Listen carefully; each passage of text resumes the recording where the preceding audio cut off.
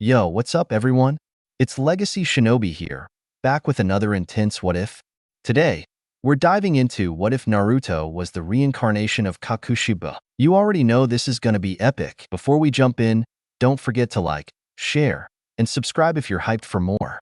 Alright, no more waiting. Let's get straight into the story. Ami was looking at her opponent. He was wearing a black cloak, black umbu, black sandals, had a sword strapped to his back, while Noro was calculating his opponent.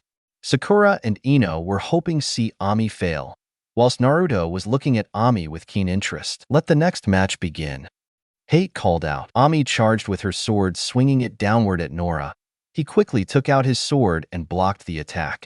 He quickly was at her left side before kicking her away from him, sending her flying. She quickly regained her balance and tried to charge at him again, but Noro beat her to it, and quickly he jumped and made a downward position at her before muttering, "Water-breathing second form. Water wheel." He was spinning in the air while water rushing at her. Ami almost dodged the attack, but not before getting a gash from her shoulder. She quickly jumped back before doing some hand sign. Ami grunted in pain before blocking an attack from above, before kicking his gut, sending him back. Ami quickly jumped back before doing some hand signs. Swait un. Mizu no Dangon, water style, water bullet. She shot a ball of water at Noro at fast pace, hitting him in the face. Noro fell to the ground. Ami seized this opportunity to rush at him. Noro did a flip and quickly got up, but was too late. He got punched in the stomach, hard, making him spit out some saliva and blood before falling to the floor unconscious. The winner of this match, Ami. Hate called out. The Amnines grumbled a little bit. Ino and Sakura frowned about not getting what they wanted. Naruto looked at her intrigued. He did something unexpected to his team. Naruto started to clap his arms slowly, surprising his teammates and Jonin surrounding him. She walked back up to the stairs and saw Naruto was clapping for her. She gave him a genuine smile before walking towards him. She hugged him, catching him off guard. The last thing he thought was her hugging him.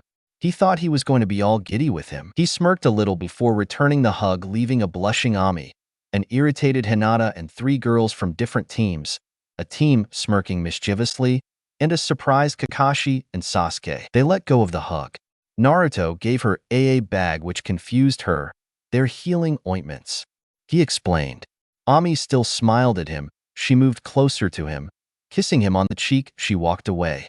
Naruto smirked a little in amusement. Sakura growled at Naruto. "You're kidding, right? What does she have to make you clap for her?" Sakura screeched at him while he turned to her. "Power, skill, and intelligence. Something that you failed in all," Naruto stated, not looking at her. Sakura boiled in rage as she was about to yell at Naruto before the screen stopped and showed two names. Shikamaru Nara versus Hideo Junsuna. Akusanin? Troublesome, Shikamaru muttered as he started walking the arena. Hideo didn't say anything and walked to the arena. 8 match. Shikamaru Nara versus Hideo Junsuna. Begin. Shikamaru made some hand signs to use Kagemain no Jutsu, Shadow Possession Jutsu, as a shadow started to go to Hideo at a fast pace. Hideo saw and quickly jumped back, but the shadows kept following his every move. Hideo was starting to get tired and used his technique he used at the forest, wind-breathing first form, Dust Whirlwind Cutter. A whirlwind propelled towards Shikamaru, who barely dodged in time, jumped, and rolled to the other side. Shikamaru threw a shuriken at Hideo, but blocked the attack. What he didn't know that was that Shikamaru's shadow had connected with the shuriken. Hideo was caught by Shikamaru's Kagame no Jutsu. He moved Hideo's hands, placing the blade to his neck. "Give up," stated Shikamaru. Hideo glared at the Nara. "Never. Not to the likes of you." He spat at him. Shikamaru moved the blade closer to his neck, making it bleed a little. Hideo had no choice but to give up. "I forfeit," Hideo growled. Hate nodded. "Winner by forfeit, Shikamaru Nara." Shikamaru walked back up to his teammates while saying how troublesome it was. Hideo went back to his team defeatedly. They tried to cheer him up, which worked a little. The next names were shown on the screen. Choji versus Dosu. Dosu jumped from the balcony and went to his spot. Choji was a little frightened at first, but when his sensei told him about getting him barbecue, he immediately went down to the arena. Baika no Jutsu, Expansion Jutsu. Choji turned into a giant ball and started to chase after Dosu. He dodged all of Choji's attacks, making him crash into a wall. He used his gauntlet to produce waves of sound inside his ball where it dispelled. Smoke clears the area to see a dizzy Choji who looked ready to throw up. The next names show on the board. Hinata paled at the name, while Neji was smirking. Hinata versus Neji. Both Hyugas stood in the arena. Neji stood at the right defiantly, while Hinata was shaking slightly in fear of her older cousin. You should give up when you have a chance, Hinata. Neji spoke in an arrogant voice. Hinata was frightened, and her stance was wavering. She'd had to fight her Nasan but couldn't because he was stronger than her. But she didn't back down in no, I won't BB back D down. She stuttered while doing her Juken stance. Neji only snorted and got to his Juken stance as well. Begin. They both charged at each other. Trying to stab their chakra points, Neji started to get the upper hand. Hinata used her right hand trying to strike Neji's chest, but Neji was quicker. He dodged the attack and strikes her chest, making her cough blood. She pushed his arm awake and tried to strike him, but only for Neji to grab her left arm and use Tenketsu to block her chakra points. Hinata. Karina shouted, worried for her Jonin and little sister. Hinata was on her knees coughing, while Neji told the proctor to declare him the winner. Naruto was looking at the match in disappointment. He knew that the Hyuga were strong and wanted to see if one of them was worthy to fight him. Sadly, that wish didn't came true as he saw this fight. If this was all the Byakugan could do, then it wouldn't be called a dojutsu. Hinata said something to Neji about his father's death and the main branch that angered Neji. He charged at Hinata with the intention to kill, but was stopped by the Jounins. Hinata fell to the floor coughing blood and was on the verge of passing out. She looked at Naruto only to see a look of boredom in his face. In Naruto, Hinata blacked out as her heart stopped and had to be taken in quickly. The screen showed the next contestants on the screen. Mai versus Kagarashi Tahizo. Both of the contestants stared at each other. Kagarashi reached for his right leg of his pants and took out a kunai from his kunai. Mai took out her sword beside her purple skirt and gotten into her stance. They both stared intently, trying to find their weaknesses. Mai was wearing a black cloak. Hiding underneath was a fishnet shirt covering her B-sized cup. She wears a purple skirt and black leggings and red sandals. Her forehead protector was on forehead with her blue hair tied. Kagarashi was wearing his forehead protector on his forehead covered by his brown hair. He wearing a blue shirt covering in a light brown coat, white pants, and blue sandals. He narrowed his eyes at her. Let the 10th match begin. Hate said. Kagarashi charged at Mai with his kunai. She blocked the attack, before momentarily dodging as wind started to encase the kunai. Windjutsu? Kakashi muttered. He looked at Kasumi, who looked back him smiling. Asuma isn't the only person who knows wind style. She giggled while Asuma rolled his eyes and Kakashi sighed. Kagarashi and Mai clashed blades at each other, leaving cuts around their body. They took a step back while trying to regain their breathing. Kagarashi regained his breathing and started performing hand signs. Futon, Shinigyoku, wind style, vacuum bullets, small blast of chakra scattered around Mai.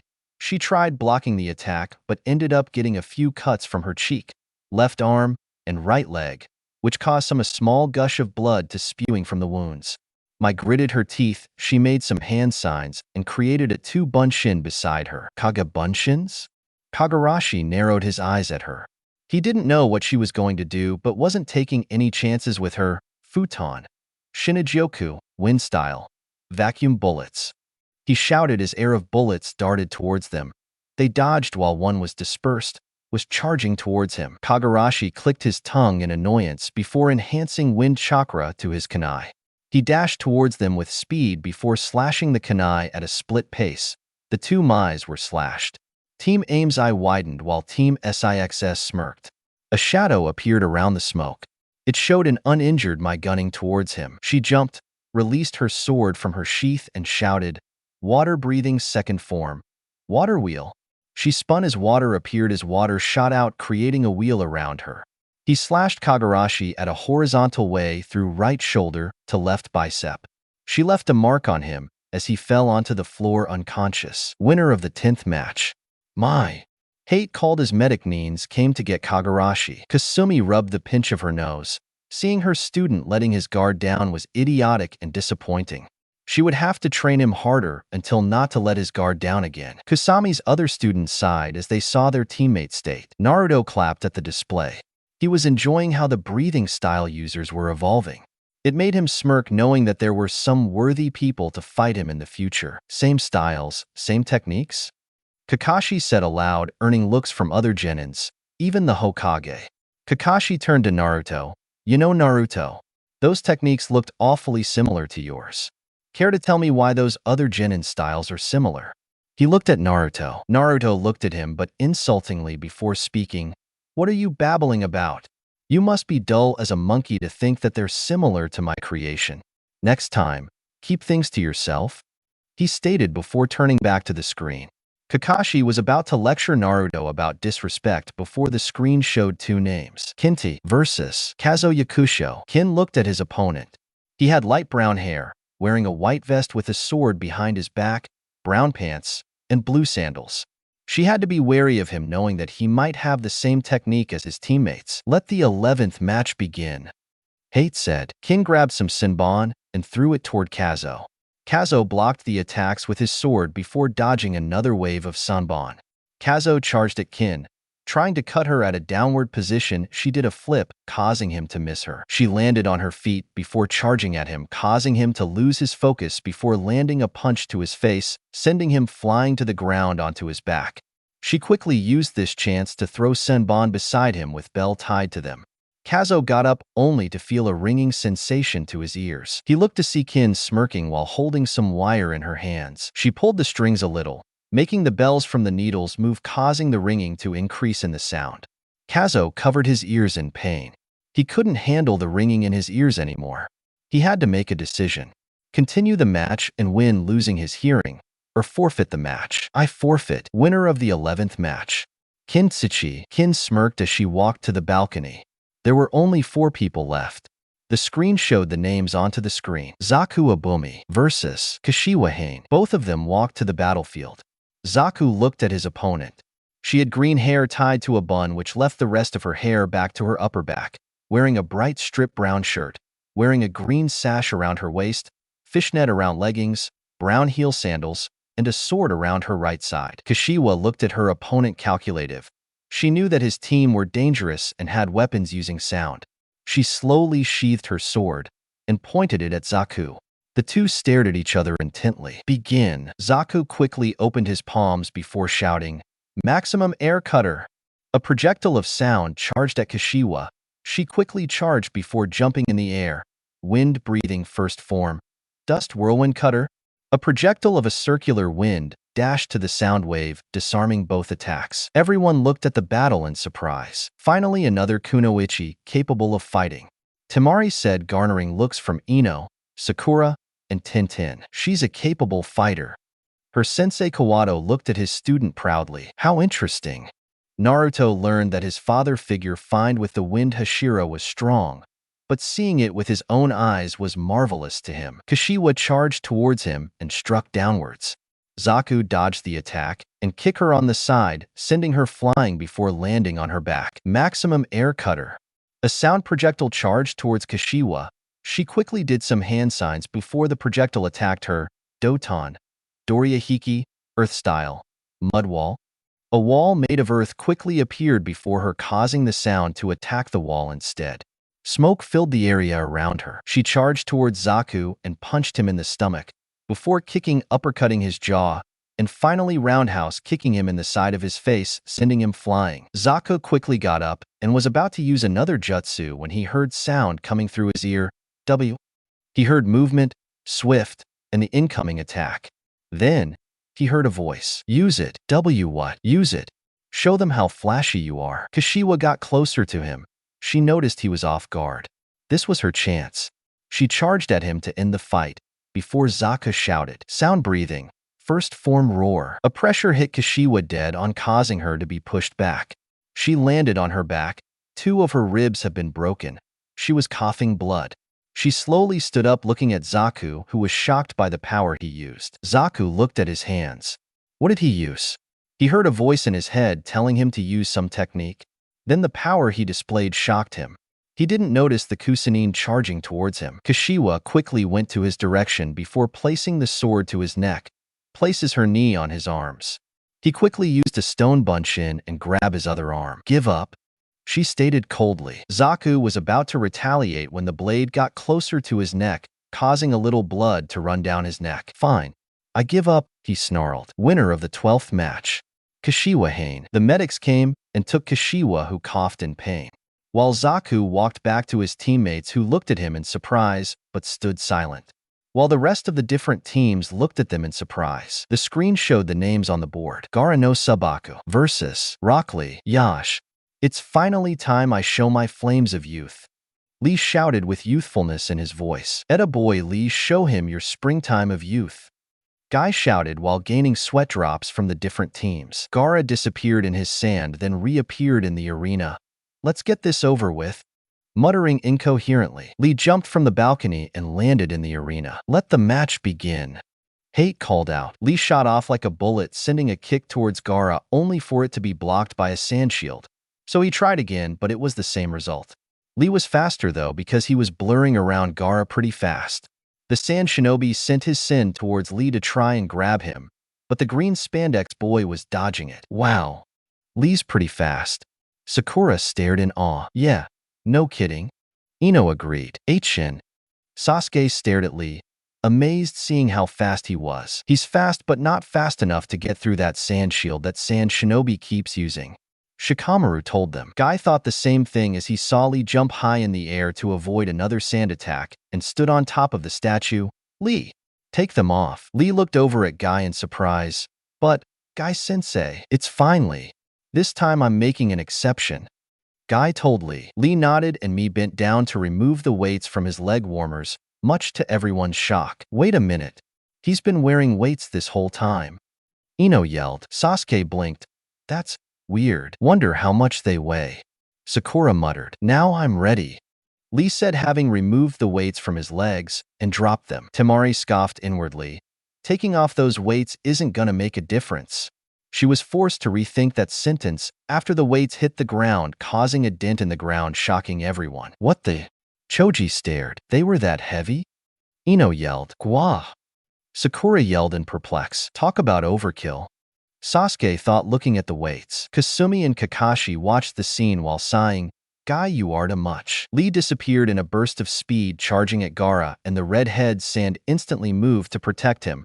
Only this time the sand wasn't strong enough and Lee went through. Before Gaara could do anything, Lee disappeared in a burst of speed again, making the red-head look around trying to find him, only to feel a force that kicked him in the head, forcing him to bend his knees forward. "Gaara, he's been hit," Temari cried out in shock. Baki's eyes widened and Kankaro's jaw dropped. No one had been able to hit Gaara before, but this ninja managed to do that. Gaara tried using his sand again to try and crush Lee, but the Jonin was too fast and got the red-head shinobi right in the cheek. Gaara got back on his feet with a grunt, and everyone saw the sand breaking off his face. But that wasn't all. His face looked deranged. "No way. He has another shield?" Sakura cried out. "Gaara, he's starting to lose it," Temari said, worried for her brother. "That sand armor of his. There's a good chance it uses a lot of chakra," Kakashi thought. Lee unwrapped his bandages a little, then sped around Gaara, creating a whirlwind before kicking the boy in the chin. He then proceeded to kick him a few more times while in the air, then wrapped his white bandages around the sand ninja, Omote Renga, Primary Lotus, spinning Gaara around, and drove him into the ground headfirst, creating a massive explosion as he did so.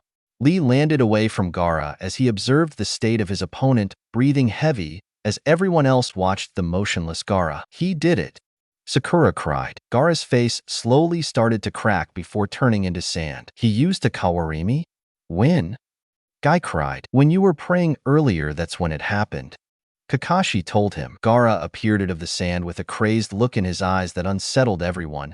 He made a single hand sign and sent more sand at Lee, who tried to block it as best he could, but he was tossed around like a rag doll. But Lee managed to regain his mobility and grinned. "He's able to keep going?" Ino questioned. "How?" Guy smiled with pride. "Because the Konoha lotus blooms twice." Kakashi looked at Guy with a shocked expression. "Guy, did you really teach him that? What were you thinking?" Guy kept a calm expression as he spoke. You heard me, Kakashi. Taijutsu is the only way for Lee to become a shinobi, and I have full faith in him. How many can he open? Kakashi questioned. 5. Guy answered. Kakashi-sensei, what are you guys talking about? Sakura wondered. Kakashi sighed. What we're talking about are the Hashimen, or the 8 inner gates. A series of specific 8 tenketsu on a person chakra pathway system that can increase a person's chakra greatly once they're open. The Hashimen are Kaimon, the gate of opening, Kumon, the gate of healing, Simon, the gate of life, Shaman, the gate of pain, Taman, the gate of limit, Kaimon, the gate of view, Kaiman, the gate of wonder, and Shimon, the gate of death. Each of these gates grant the user a burst of power that's said to rival that of a Kage. Wow. Sakura said, the more gates you open, the more strain it puts on your body. Prolonged use can result in the tearing of your muscles, and once you open the final gate, you die. Kakashi explained. Sakura gasped in shock. Sasuke looked at Lee. He knew he was strong, but using a jutsu that would destroy his body was a little extreme. Even for him, you shouldn't have taught him something that dangerous, Guy. Are you trying to kill him? Kakashi yelled. You know nothing about that boy. Guy shouted, taking everyone off guard. That boy means the world to me, and I'm determined to help him become a powerful shinobi. Lee crossed his arms. The condition has been met. A burst of chakra exploded from him. His skin turned red and veins appeared as he surrounded in his own chakra to defend. My Nindo! The ground beneath him began to crack as it showed just how powerful opening one of the gates are. He came at Gaara in a burst of speed, crashing into him literally and sending him high in the air, delivering devastating blows. His muscles are tearing themselves apart. Kakashi observed, having his Sharingan out. Neji, Sasuke, Michikatsukuin, you 3 are the ones I wanted to fight the most. Lee thought as he decided to deliver the final blow to Gaara. Using his white strap, he pulled the sand shinobi back to him and delivered the final blow, Yura Renge, Hidden Lotus. Sending a kick to Gaara's stomach, the red-haired boy was crashed down to the arena and Lee was rolling away, no longer using the 8 inner gates. Gaara! Temari and Kankuro shouted with worry. The dust settled, allowing everyone to see Gaara using his sand to cushion the impact while Lee was far away from him on his back. Gaara raised his hand towards Lee as he was trying to get up and get away, but the sand had already enveloped his arm and leg. Sabaka-Q, Sankoffen. Lee cried out in pain as his arm and leg were crushed by the sand. He rolled away from Gaara, completely motionless. Die! Gaara sent another burst of sand towards Lee, but was intercepted by Guy, who stood before his student protectively. Gaara stood up slowly, clutching his head in pain. Why? Why did you save him? Because he's my precious student. Guy told him. Gaara stared at him for a moment before walking away without saying a word. Winner of the dash hate was cut off as he saw Lee actually stand despite his arm and leg bleeding. Lee, that's enough, you've done well. Guy complimented. Winner of the 12th match by knockout, Gaara Sabaku. Hate announced. The medics came to get Lee immediately and carted him away for emergency treatment. Lee, you really are a worthy prey. I don't even think I can open all the gates even with my powers. Naruto thought. The board showed 2 names which confused everyone. Kankuro versus Michikatsu Tsujikuni. What is the meaning of this? I've done my match. Why am I paired to another one? Kankuro asked with annoyance. There are only 1 match left. We decided to change the number of rounds to 13 instead of 15, so the remaining winners of the rounds will participate next. Hiruzen said while smoking his pipe. Fine. Let's just get this over with. Kankuro grumbled as he walked to the arena. Naruto walked to the arena and stood in his while glaring at Kankuro, who was a little unnerved by it. Let the match begin. Kankuro removed the cloth from his back to reveal a puppet. The puppet looked like a humanoid with 3 eyes, for arms, with jagged teeth and spiky brown hair. Naruto looked at it boringly but unsheathed his sword, knowing that this puppet was created by Sasori of the Red Sand. He decided to fight carefully and calculative, knowing that a puppet users have secrets within the puppets. Secret jutsu, needle shot. Needles shot out of the puppet's mouth as they darted towards Naruto, who blocked them swiftly. Kankuro, with a look of annoyance, used one of his fingers to move the puppet's arm, which into a blade which came at Naruto at a fast pace. Naruto blocked the attack and swung the blade away, but Kankuro used one of the strings on his finger to move the blade to stab him in the back.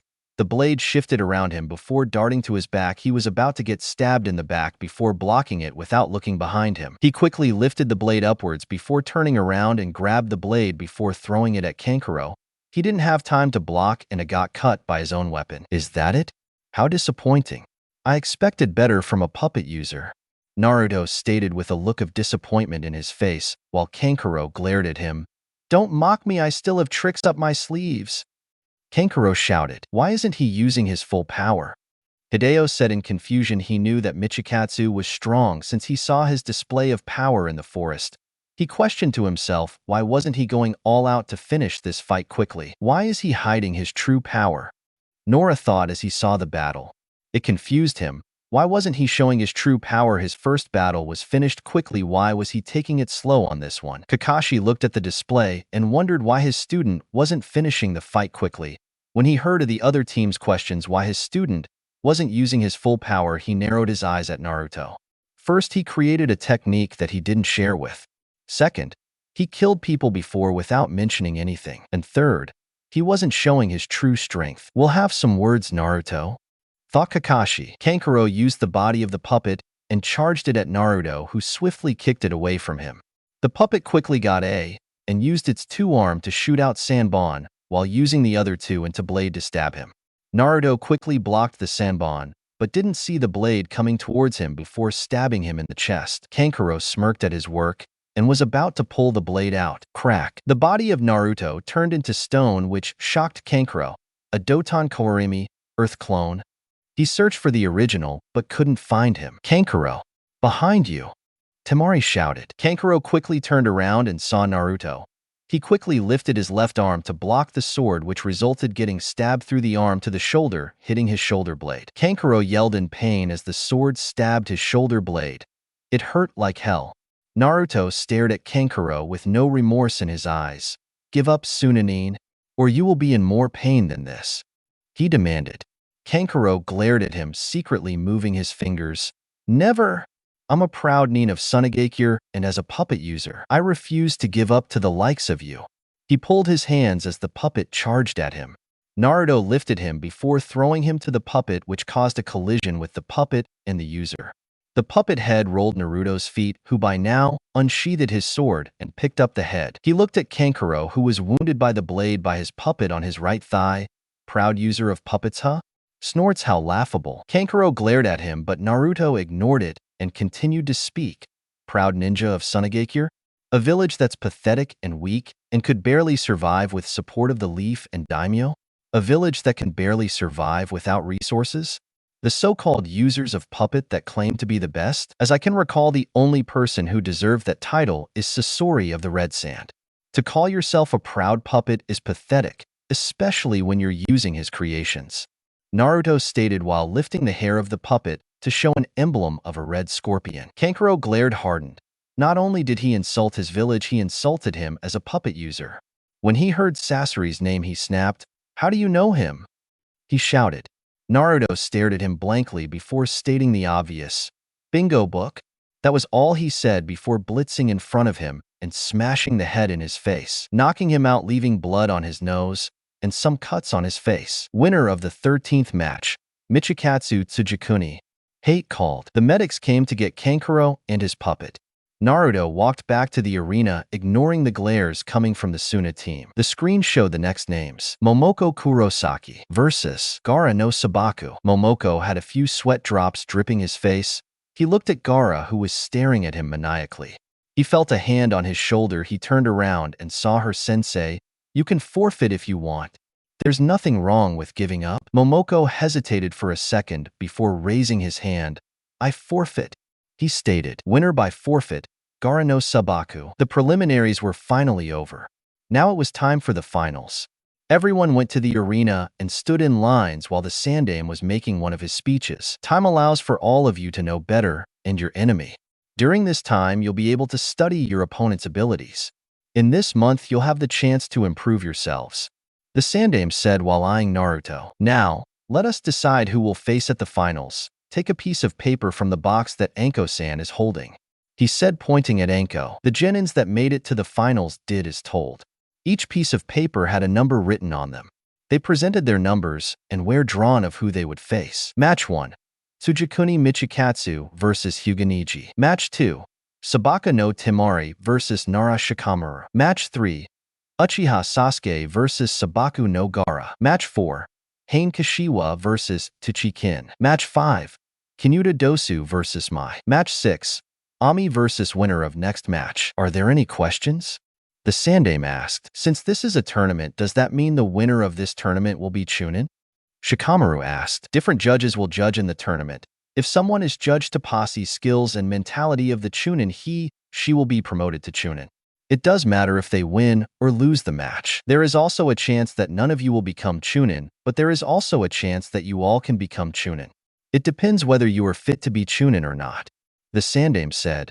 Are there any more questions? He waited for the Genins for their answer. When none said a word, he spoke again. Good.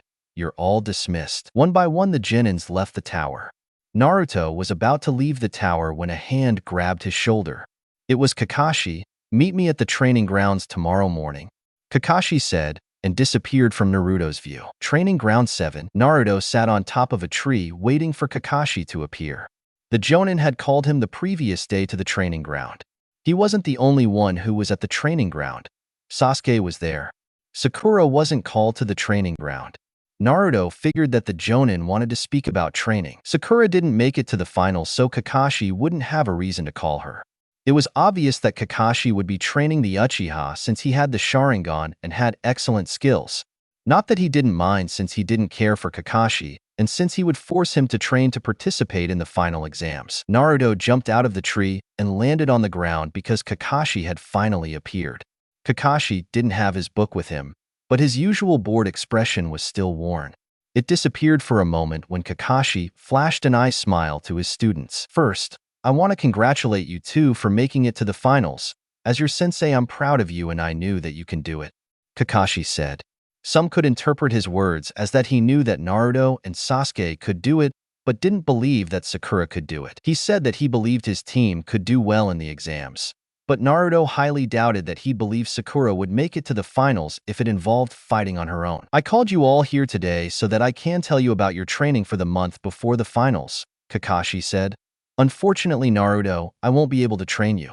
But I have asked someone to train for you. He will be training you in chakra since I have never seen you use it externally, and I know that you have large amounts of chakra reserves, which must also be hard to control. Naruto shook his head. There's no need for that.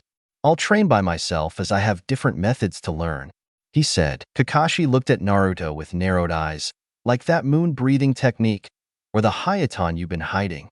If Naruto looked shocked, he didn't show it.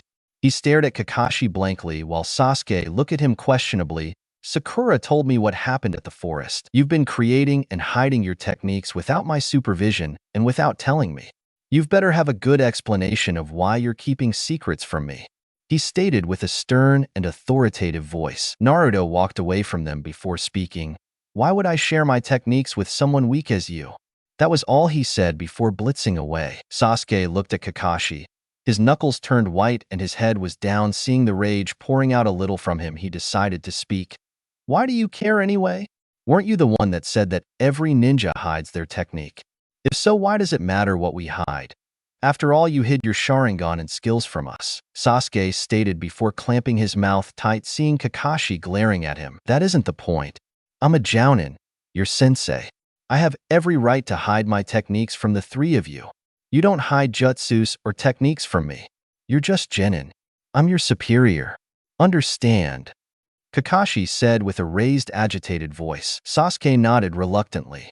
Kakashi sighed before regaining his cool. Anyways, I'm going to teach you a technique to counter Gaara's shield. After the exams, me and Naruto are going to have a long talk. Naruto walked to a secluded area and stopped in the middle of the field waiting for someone. A few moments later, a person emerged from his shadow.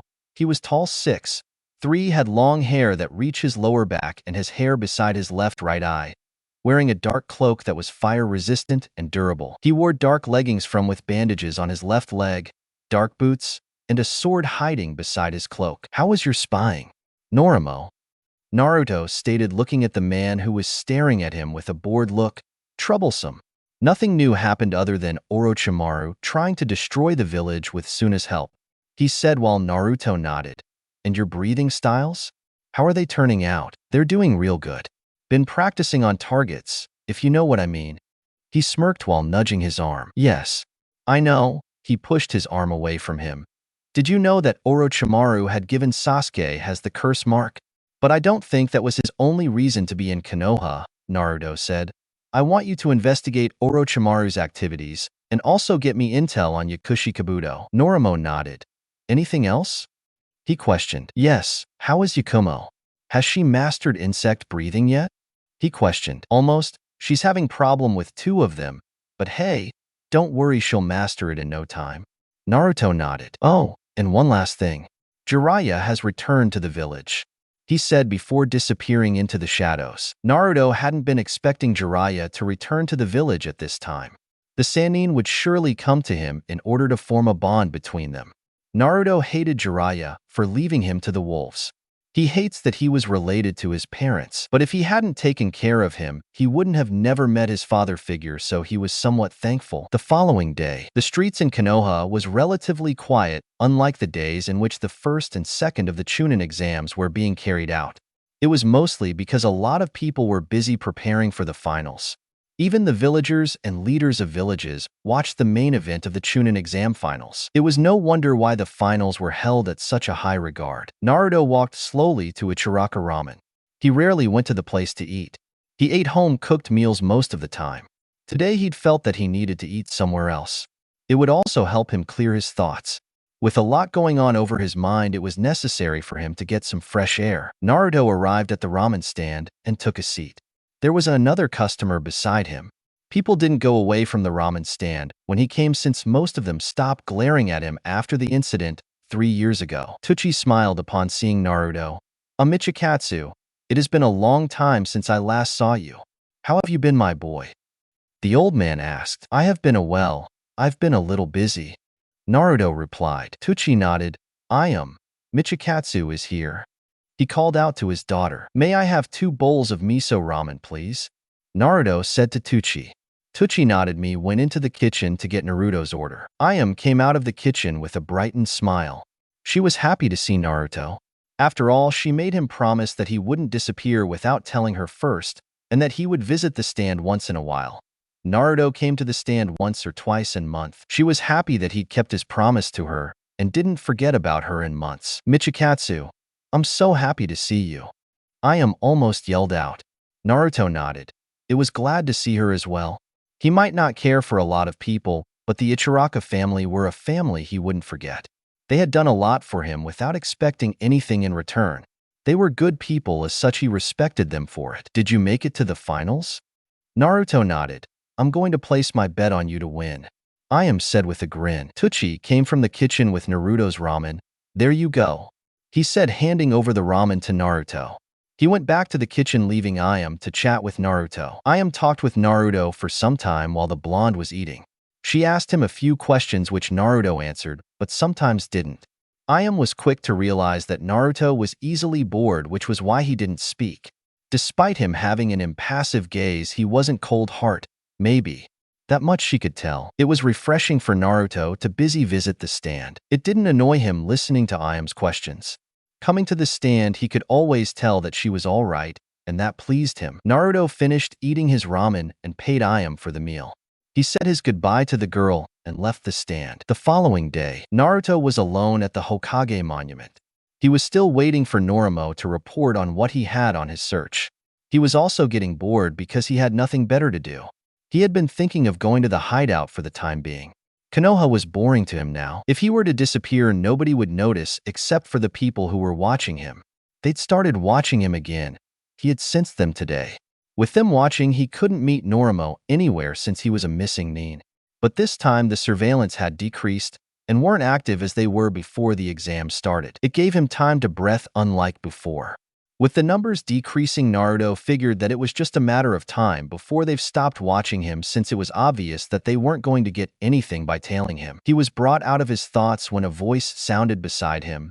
The village looks lovely from here, doesn't it? Knowing who it was, Naruto didn't look behind, but answered his question. No, it doesn't. It's full of trash, weaklings, and rodents. Konohagakure is nothing but a place full of sins and pathetic village waiting for an excuse to be crushed, and it's packed full of rodents. The man frowned at the remark about Konoha. Naruto turned to see the man. It was a tall man with waist-length, spiky white hair, tied to a ponytail, with two shoulder-length bangs from both sides of his face. He also had red lines that ran down his eyes and wore a horned forehead protector with the kanji for oil. He had a noticeable wart on the left side on his nose. The man wore a green shirt kimono and matching pants, under which he wore a mesh armor that showed out his sleeves and legs of his outfit. His outfit was completed with handguards, a simple black belt, traditional Japanese wooden sandals, a red haori with two yellow circles on each side, and a scroll on his back. Jiraiya, Naruto said, looking at the Sannin. Once again, he'd seen another Sannin which didn't please him. Not one bit. Jiraiya grinned, looking at Naruto. Oh ho, you know me. Naruto looked back at Konoha, taking his eyes off him. What do you want? Have some respect, Gaki. I am the great toad sage Jiraiya-sama, one of the 3 legendary Sannin, and you should address me as Jiraiya-sama. Jiraiya said aloud while doing a pose. Naruto still didn't look at him. I could care less. Jiraiya looked down. Nobody appreciates my greatness, he thought sadly. Silence was born as Naruto waited for Jiraiya to answer his question. While Jiraiya didn't know where to start the conversation, the Sandaime told him that he knows his heritage and said to him he despises them and refuses to use their last name. He knew that anyone related with them, family or friend, would be a rocky situation with him. He sighed and stood beside him. I heard you made it to the finals, Jiraiya said while looking at the village. You heard correct, Naruto responded. He didn't going around the bush, nor did he like people doing it when they want to tell him something. But he was going to tolerate it just one time, once he had nothing else to do anyway. When do you start preparing for the finals? I heard that there are some tough competitors. I'm already prepared for the finals, Naruto responded dismissively. Jiraiya was quiet for a moment before finally getting to the reason of why he came to see Naruto. The old man told me that you were aware of your heritage. Is that true? Yes, and? Jiraiya wasn't expecting that kind of answer from Naruto. It wasn't going to be easy for him. Then you probably know what I am to you. Yes, but I don't consider you as anything. Jiraiya nodded sadly. He had messed up, but he could try to get involved in Naruto's life. It couldn't make up for his mistakes, but it was better than nothing. It's my responsibility to train and teach you your father's jutsu. I know you said that you're already prepared for the finals, but what do you say to training with me? We could make up for lost time, he said with a grin. I don't need any training from you, Sannin, and I certainly have no desire to learn any of Minato's jutsu, Naruto said impassively. Jiraiya noticed that Naruto said Minato instead of father, but chose to put it aside for now. I ken you ninjutsu. I heard that you weren't taught any ninjutsu. You do need to take advantage of your reserves you have. I can be of help in that, Jiraiya argued. Yes, I'm sure you can be of use in that, but I don't need your help. Jiraiya let loose a sigh of frustration. By the tone Naruto was using, he knew he wasn't going to get anywhere. Naruto wasn't going to let him train with him. You know, most people would rush at the opportunity to be trained by a Sannin, Jiraiya said. Do you hate me for not being there for you? Is that why you're refusing my help? Yes, I despise you. I loathe you. You were supposed to be there for me as my godfather, but you just left me in the wolves' den all by myself. The last thing I'd rather do is train with someone like you. Now get out of my sight. The sight of you here makes me want to vomit. Jiraiya let loose another sigh. This time it was a sigh of defeat.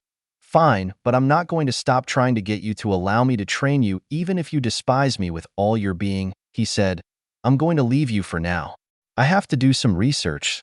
Jiraiya spoke with a lecherous grin and disappeared in a puff of smoke. That's one nuisance out of the way, Naruto said to himself. With Jiraiya issue taken care of, he could now think of other things. Like Ami, she was an interesting person. Everything about her seemed to fascinate Naruto. He thought for a moment before having an idea. It was time to go out on a date with Ami. Later that evening, training ground 6, we see girl with purple hair training. Ami wasn't no pushover, but she wouldn't slouch down even after waiting for one of the contestants to win and fight her. She was a kunoichi, and she wanted to make her sensei and her parents proud. She was practicing on some jutsu and was about to launch another jutsu when she heard behind her, if you keep doing that, you'll overexert yourself. Ami quickly looked behind her and blushed.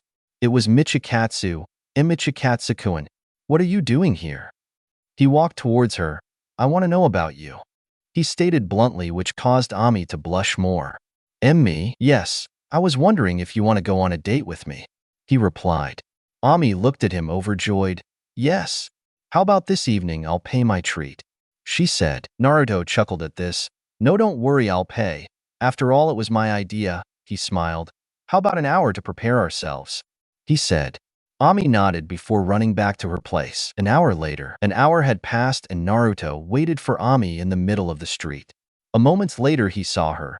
She was wearing a blue dress, with her hair tied, wearing blue sandals. Naruto blushed at the sight, but quickly hid it so that she didn't notice. Ready to go? He held up his hand while Ami chuckled before taking his hand.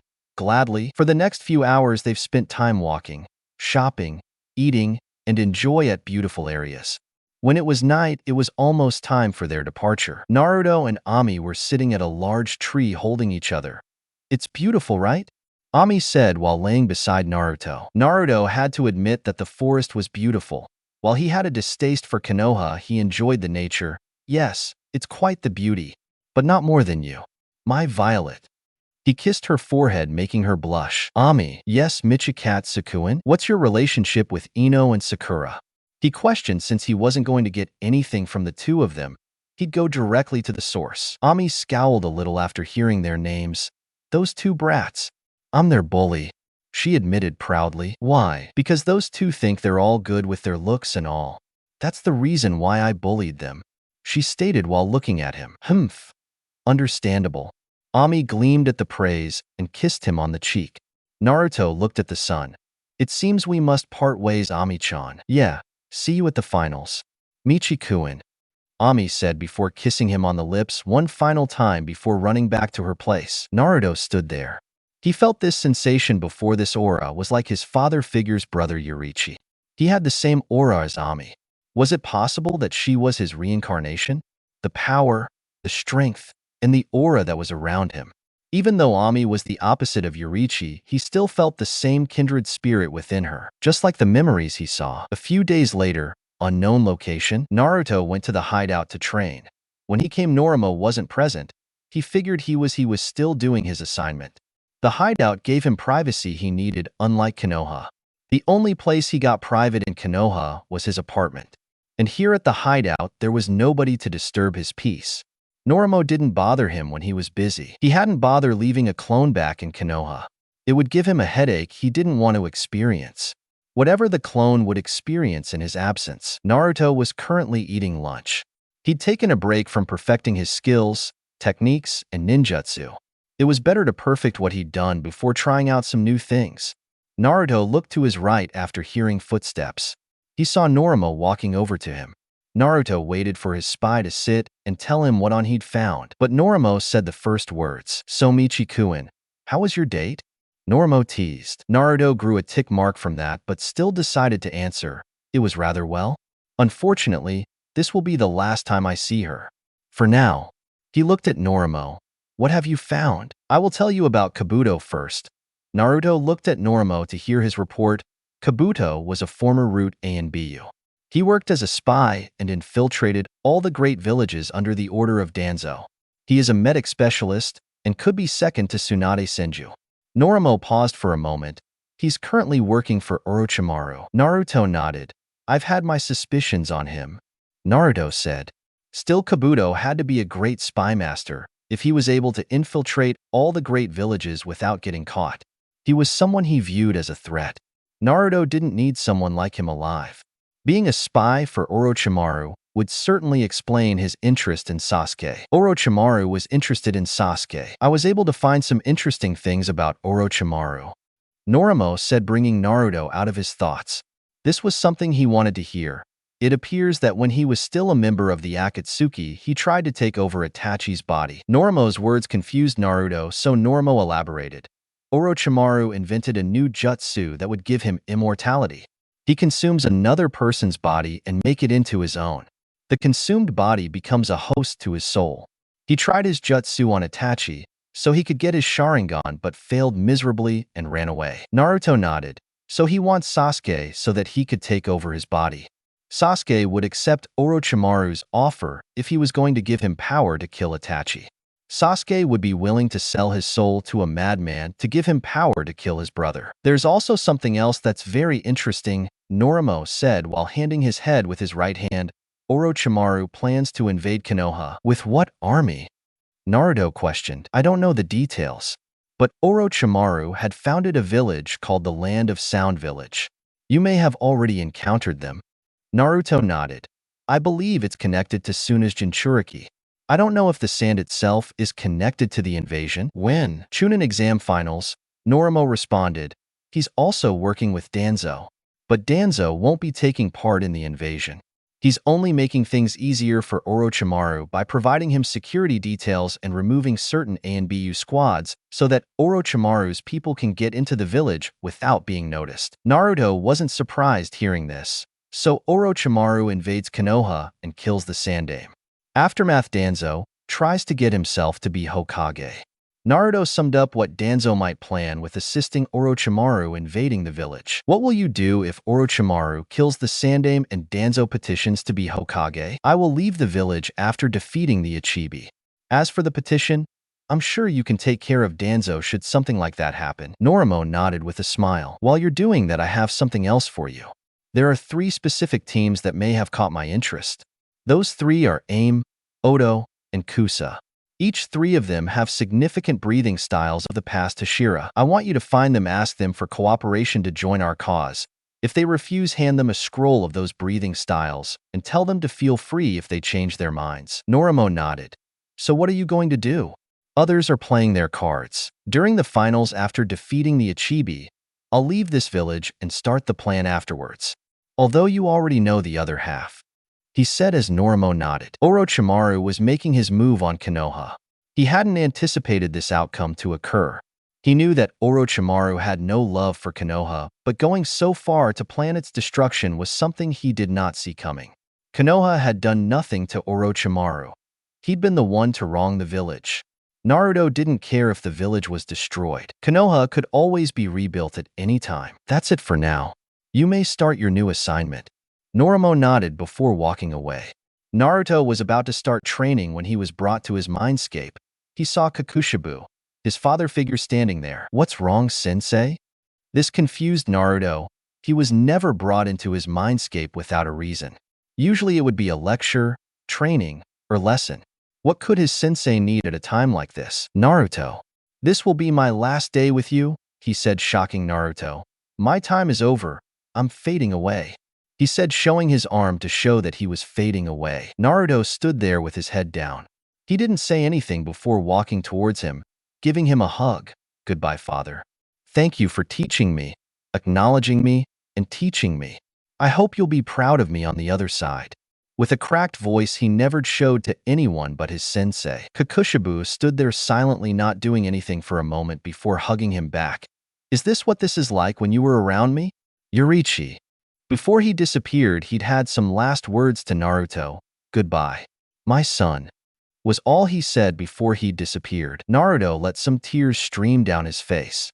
His only person he cherished was gone. Move on, kid. He wouldn't want you weeping pathetically, right? A voice behind him said from a cage, said with its red eyes open. You're right, Kurama.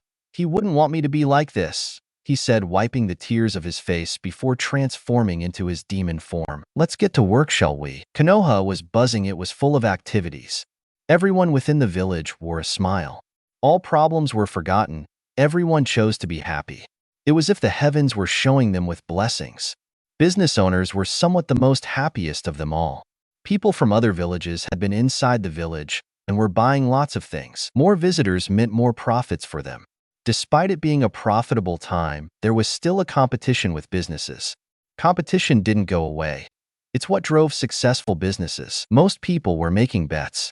The final Chunin exams had finally arrived. Some people just wanted to enjoy good fights, while some wanted to enjoy the good fights while making money out of the tournament. No one could be blamed for making some bets. It was what made the tournament worthwhile watching. The streets had been full a few hours ago, but now they were all quiet. Only a few could be seen within the streets of the village. The majority of the people were gathered at the stadium waiting for the battles to begin. The entire stadium was crowded with people. There were no empty seats. Each seat had been taken. To some, the stadium was a bit too small since not everyone could fit. The Fire Lord as well as other leaders of other countries were also present at the stadium. Even some leaders of small villages were present at the stadium, all in the name of the Chunin Finals. They were present to observe the next generation of powerful shinobi and to see the strength of the other genins in the finals. It was good because it gave them a chance to see if Konoha had been producing more powerful genins over the years. Naruto and the other contestants stood in the middle on the stadium where everyone could see them. They were the main attraction of the finals. Everyone had come to watch them battle, to see their prowess as genins, to see if they had what it takes to be Chunin. They were also representing their villages. Performing well would bring glory to their villages. At the same time, performing below par would be an insult onto the village's image. Potential customers and allies were watching. It was for the benefit of the village to do well in front of others. Each of them had trained hard for the past month, readying themselves for the finals. Each of them were determined to win. It was obvious on the contestants' faces. Nobody wanted to lose in front of the entire stadium.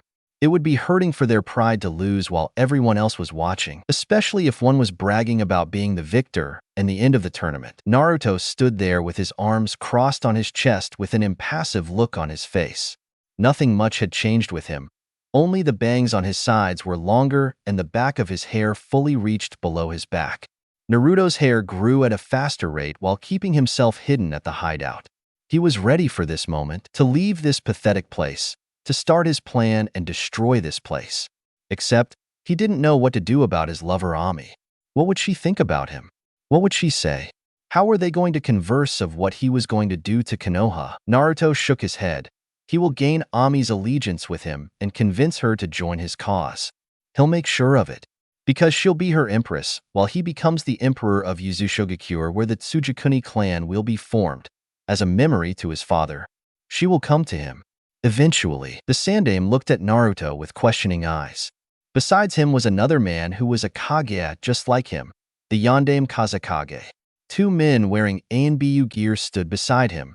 They were his bodyguards. The Kazekage was present as his genins had reached the finals. Tsunade was the only great village to have participated in the exams aside from Konoha, who were the host. It was understandable. The others didn't get well with Konoha. The look the Sandaime was giving Naruto was pushed because Naruto had disappeared from the village for 3 weeks after turning down Jiraiya's request. He was curious as to where he had gone to after disappearing. He was positive that Naruto wasn't in the village those 3 weeks. He had his Anbu search for him and the best sensors, but none were able to locate him. His chakra signature disappeared without a trace, and they hadn't been able to get inside Naruto's apartment. Not even the Byakugans could see through the walls of the apartment. He wondered how Naruto was able to create a seal that could make the Byakugans' abilities ineffective. From what he'd observed, Naruto showed no mastery in Fuinjutsu. He didn't have Jiraiya break the seal. Knowing that Naruto would have noticed someone breaking into his apartment, he didn't wish to unsettle the blonde even further. Jiraiya suddenly appeared behind the old Hokage with a grin planted on his face. He was to act as the Sandaime's bodyguard in the duration of the finals. I guess you were right, though I still wonder why he disappeared like that without telling anyone. He said, "Is everything set?" He asked, still smiling. "Yes." Jiraiya replied with a nod. Jiraiya had found out that Orochimaru was planning to invade the village during the finals. They had to make preparations to encounter the threat. The Sandaime nodded. "Good," he said while his eyes were focusing on the arena. "It's certainly lively here. Wouldn't you agree, Hokage Dano?" The Kazekage spoke. No one could see his face due to the robe he was wearing. The Sandaime looked at the Kazekage and smiled. "It certainly is." Before the conversation between the Kages could have gone further before a man appeared before the Hokage. He had shoulder-length brown hair which hanged about his face with brown eyes. He wore a forehead protector like a bandana, and a standard Jonin outfit and a senbon in his mouth. "Should I start the finals, Hokage-sama?" the man asked. The Sandaime nodded in approval. All the contestants were already present along with other important people. There was no need to keep the crowd waiting any longer. He was surprised that Kakashi brought Sasuke in time for the finals. He had thought the Jonin would have been late along with Sasuke, which was why he made the preparations for Kakashi if he didn't arrive on time. He couldn't be more faulted about that given Kakashi's laid-back attitude. Gunma stepped forward and jumped at the middle on the arena in front of the contestants. He smiled at them before looking at the crowd, which had become settled. "Welcome everyone," he said loudly for everyone to hear him. "My name is Gunma Shiranui, proctor of the finals.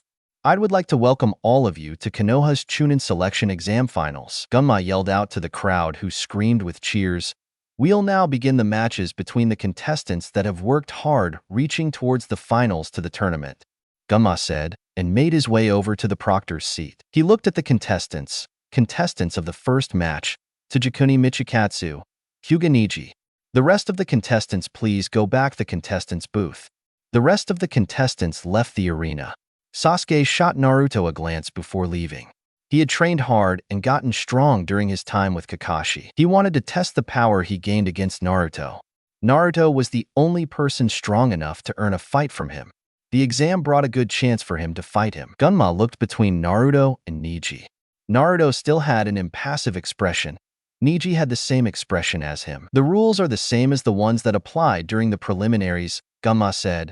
"First match of the Chunin exam finals, Tajikuni Michikatsu versus Hyuga Neji." Gunma yelled, "Begin." He yelled, motioning with his hands for the genins to begin the match. Naruto unfolded his arms from his chest. Before the exams, Norimo told him something he'd taken into account.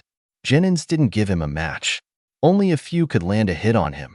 He'd always finish the matches quickly because it was annoying dragging on fight he didn't like. Norimo had told him if he didn't want to get bored with fights, he should at least play with his opponents, or he would get bored with most of the fights he would face. Norimo basically told him to give his opponents false hope and then crush them mercilessly. It was the same tactic Orochimaru used, except Orochimaru had a tendency to underestimate his opponents. It was a blunder he hoped to avoid given his current power level. The crowd began to mutter in anticipation. Some were picking who was going to win this match. Some picked the Hyuga prodigy, while a few gunned for Naruto. The air in the arena was thick as Neji stared at Naruto blankly. He was confident that he would win this match. He was a prodigy after all, and anyone who faced him was destined to lose. A clone puffed into existence besides Naruto. He took a few steps back and sat down Indian style with his eyes closed. Norimo's advice weighed down a bit. He would test his opponent's strength with a clone before fighting himself. He would rather not waste his energy fighting someone who couldn't defeat his clone. If Neji could defeat his clone easily, he would have his fun, as Norimo advised him. Fighting Neji was just an experiment for him. The clone Naruto created was a solid clone. It had little chakra, as Naruto didn't want to drag the fight for too long. Neji seemed insulted by Naruto's actions. Anyone would have been insulted. "What is this? Aren't you going to fight me?" Neji asked, looking at the real Naruto. Naruto stayed where he was while his clone spoke. "I will, but that is if you defeat me. Someone like you should know that." The clone's question drew question marks all over the stadium. People wondered if it was just arrogance. Neji was a prodigy and could surely defeat a mere clone. None felt more insulted than Neji. But the Hyuga was able to contain his anger. He didn't think that Naruto would have the guts to do something, nor say anything like that. He wasn't expecting it. But he wouldn't be shown up to someone who was also Rookie of the Year. "Be a Kugan," Neji yelled as veins around his eyes bulged. Neji ran towards the real Naruto, ignoring the clone. He didn't want to waste time with the clone when he could fight the real one. What Naruto said was an insult to his skills and pride as a shinobi. To make him look like he wasn't an effort to fight him, and making a clone to fight him was degrading. He was a Hyuga, and he wasn't going to let anyone insult him. Naruto's clone stopped Neji in his tracks by kicking his head, flinging him sideways to the arena. Neji quickly got up and glared at the clone before raising his palm, which was glowing with chakra. He was trying to hit the clone's chest. The clone jumped back, dodging the blow. Neji didn't waste any time as he dashed at the clone, making it jump away from him again. "Are you going to keep running away from me again?" Neji asked while getting into his clan's taijutsu style, the gentle fist. The clone responded before doing some hand signs, futon, Kazaha no Erasure, wind style, wind blade tempest. The clone muttered before creating two swords out of wind. He grabbed a blade and charged at Neji. Neji saw Naruto charging at him. He quickly dodged to the left side. He saw Naruto changing his posture and quickly grabbed an kunai and blocked the onward attack. The clone jumped back before charging at him. He swung its right leg at Neji when he reached him. Neji crouched down to avoid the kick and raised his palm to try hitting the clone. The clone disappeared and reappeared behind Neji and was about to stab him. Neji quickly spun around to block the oncoming assault from the clone. The Byakugan gives me a clear view of the battlefield. I can see your attacks, Neji stated. His hands were still blocking Naruto's attack. The clone responded by making a distance between him and Neji. It looked at the real one for a second. Neji took the chance as he appeared before the clone before hitting it with his palm, sending a chakra pulse at the clone's chest, making it disperse into a puff of smoke. Neji smirked, turned around facing Naruto. Naruto was already standing up looking at Neji blankly. I have defeated your clone easily.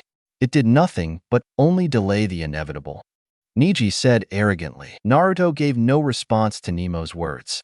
Neji got back into his taijutsu stance. Fate had deemed that you lose against me. You were considered Rookie of the Year at the Academy. It doesn't matter if you're Rookie of the Year, you're still someone running from fate. As fate cannot be changed, Neji spoke impassively. What you are now is someone hiding behind a persona of the man you are. I will defeat you today and remove that persona, exposing who you truly are, Neji said, believing that he could defeat Naruto and destroy his persona. Naruto responded by holding a single hand seal, Katon. Gokaku no Jutsu, fire release. Great fireball, Naruto muttered as he breathed out a large ball of fire that sped at Neji. The fireball was twice as big as that which Sasuke could make. Neji, seeing that the jutsu would toast him, literally, made a quick escape without getting hurt. Sasuke's eyes were wide as he saw Naruto display his favorite jutsu with a one-hand seal. It bothered him greatly seeing Naruto using the jutsu better than him. He'd never seen Naruto do that jutsu except for wind and earth. Performing the fireball jutsu with a single hand seal meant that he was accustomed to the jutsu and had mastered it. It infuriated him. He was an Uchiha. All Uchihas were supposed to be masters of the great fireball. The jutsu had originated from the Uchiha clan after all. To him, it was unacceptable.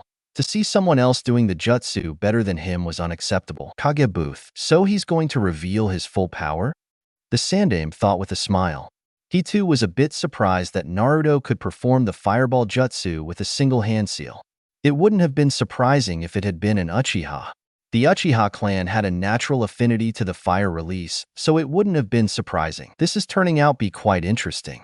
I heard that Sujikuni didn't display any skill in ninjutsu, but seeing him perform a jutsu like that makes me curious, the Kazekage said to the Hokage with curiosity dripping from his tone. He was wondering why Naruto never used any of these jutsus at the Forest of Death. Both Jiraiya and the Hokage nodded, but didn't say anything. They just watched, wanting to see what else Naruto could do. Back at the fight, after dodging the fireball, Neji appeared several feet away from the jutsu. Naruto suddenly appeared before Neji. Neji was caught off guard. He hadn't expected Naruto to move since using a caliber of that jutsu. Is this all you have? How disappointing. I've expected better from the Hyuga clan, Naruto said with disappointment dripping from his tone. He kicked Neji in the chest, sending him a few meters away from him. Neji skidded through the floor, trying his hardest not to fall. He landed. He saw Naruto charging towards him with a downward slash.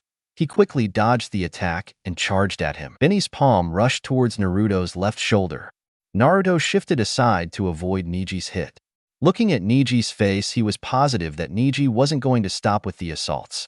Neji tried hitting him on his right shoulder. Naruto dodged, which forced Neji to try to hit another target. Naruto dodged all of the attacks. His eyes were firmly on Neji. He wasn't working up a pace. He didn't need to work on his speed during the finals. The only reason why Neji's able to keep up with him in the first place was because Naruto was allowing him to. Naruto jumped back, creating a distance between himself and Neji. He was doing his best to avoid Neji's attacks. It would have been troublesome if he would have his chakra paths were blocked. Neji's strikes aimed at his blocking chakra paths. If his chakra paths were blocked, it would have immobilized him. But at least for him at the moment, having his chakra paths blocked was something he could deal with. Neji ran at Naruto at a faster pace than before. His hands were still glowing with light blue chakra. To his shock, Naruto's hands began to glow with chakra. One had to have good chakra control to have been able to do what Naruto had done. Neji had been moving at a fast pace than Naruto had thought he would, but it didn't mean that he could handle it. Naruto blocked Neji's attempts to hit him in the chest with his hand. It was laced with chakra to prevent his chakra pathways from being blocked. Naruto continued to block Neji's attacks for 4 minutes straight. He only received 2 hits on both his shoulders, but dealt with it quickly by forcing chakra to pass through them. It was an annoying process. But on the other hand, he had no injuries or bruises. Neji, on the other hand, was slightly worn out. He was also frustrated because he'd failed to give Naruto an injury. All his attempts to hit Naruto have been fruitless. Naruto suddenly gripped Neji's right hand. He held it tightly, making Neji wince. Naruto spun around along with Neji. Neji spun around in the air while his hand was held firmly by Naruto. He knew that Naruto was going to release the hold on his hand. But if Naruto did that, he would be sent flying. Naruto let go of Neji's hand. But before Neji was thrown away from him, he hit Naruto's right hand, making him immobile. Neji was sent crashing towards the wall. He recovered quickly, but his body was slightly and his clothes were slightly tattered. He got up and looked at Naruto. His eyes could see that Naruto's hand was immobile because he had blocked his chakra pathway. Your right hand has been immobilized. Now, with only one usable hand left, I will easily remove that mask you wear, Neji said with a smirk. Crowd. Sakura looked down at the stadium. Beside her was Kiba, Shino, Hinata, Ino, Tintin, Ami, and her teammates. Sitting beside them were the 4 Jonin senseis of Team 6, 7, 8, 10, and Team Guy, Hatake Kakashi, Yuhi Kurenai, Asuma Sarutobi, Mato Guy, and Noriko Kasumi. Doesn't Neji realize that Naruto isn't wearing a mask? And not the Rookie of the Year one? Sakura asked to no one in particular. I don't think he does, Ino replied as her eyes stared firmly at the battlefield. The Jonin just continued watching. Each had different thoughts in their head. Kakashi was still upset about Naruto. He was still wondered on something. Naruto didn't seem to fight the way he usually does. Normally Neji would have been dead or lying somewhere with a broken body at this given. But the fight had been going on for a while, and still Naruto couldn't land a hit on Neji. To trained eyes, one could tell that it wasn't because he couldn't. He did it because he didn't want to. Karina saw Kakashi's thoughtful expression. What is it, Kakashi? Something is wrong. Naruto is stronger than Neji, that much I know. But why he isn't ending the fight makes me curious. I have watched Naruto fight many times and never toys with his opponents with genin strength, Kakashi replied. Before Karina could reply, Kiba responded. What are you talking, Kakashi-sensei? Can't you see that Neji has Naruto on the defensive? He said. Naruto had humiliated him at the preliminaries. He was still covered in bandages due to not recovering from the burns he'd received. He'd resented Naruto for that. Naruto had beaten him like he was a fly. Guy shook his head. Naruto seems to be holding back for some reason. He's on the defensive because Neji isn't making him. He wants to be on the defensive, Guy stated, observing the fight. Why? He didn't seem capable of the preliminaries. And not after what he did to Kiba. Finishing the sentence with disdain.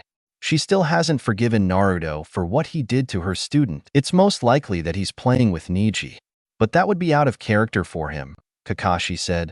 Let's just watch and see what happens. Before they could return their sights at the fight, Kasumi scoffed at the gray-haired ninja. Really? You don't know how your student fights? What have you been doing with your team, Kakashi?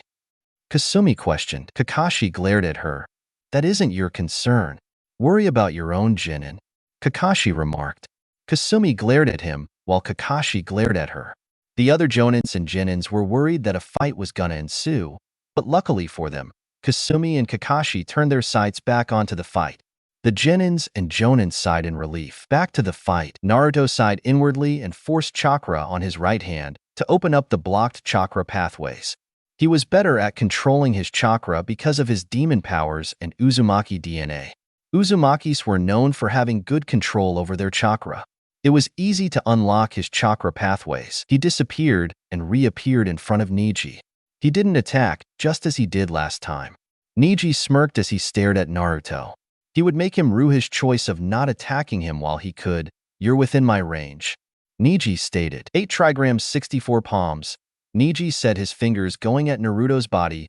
2 palms, Neji said as he hit Naruto. 4 palms. 4 hits at Naruto's shoulder, blocking his Tenketsu points.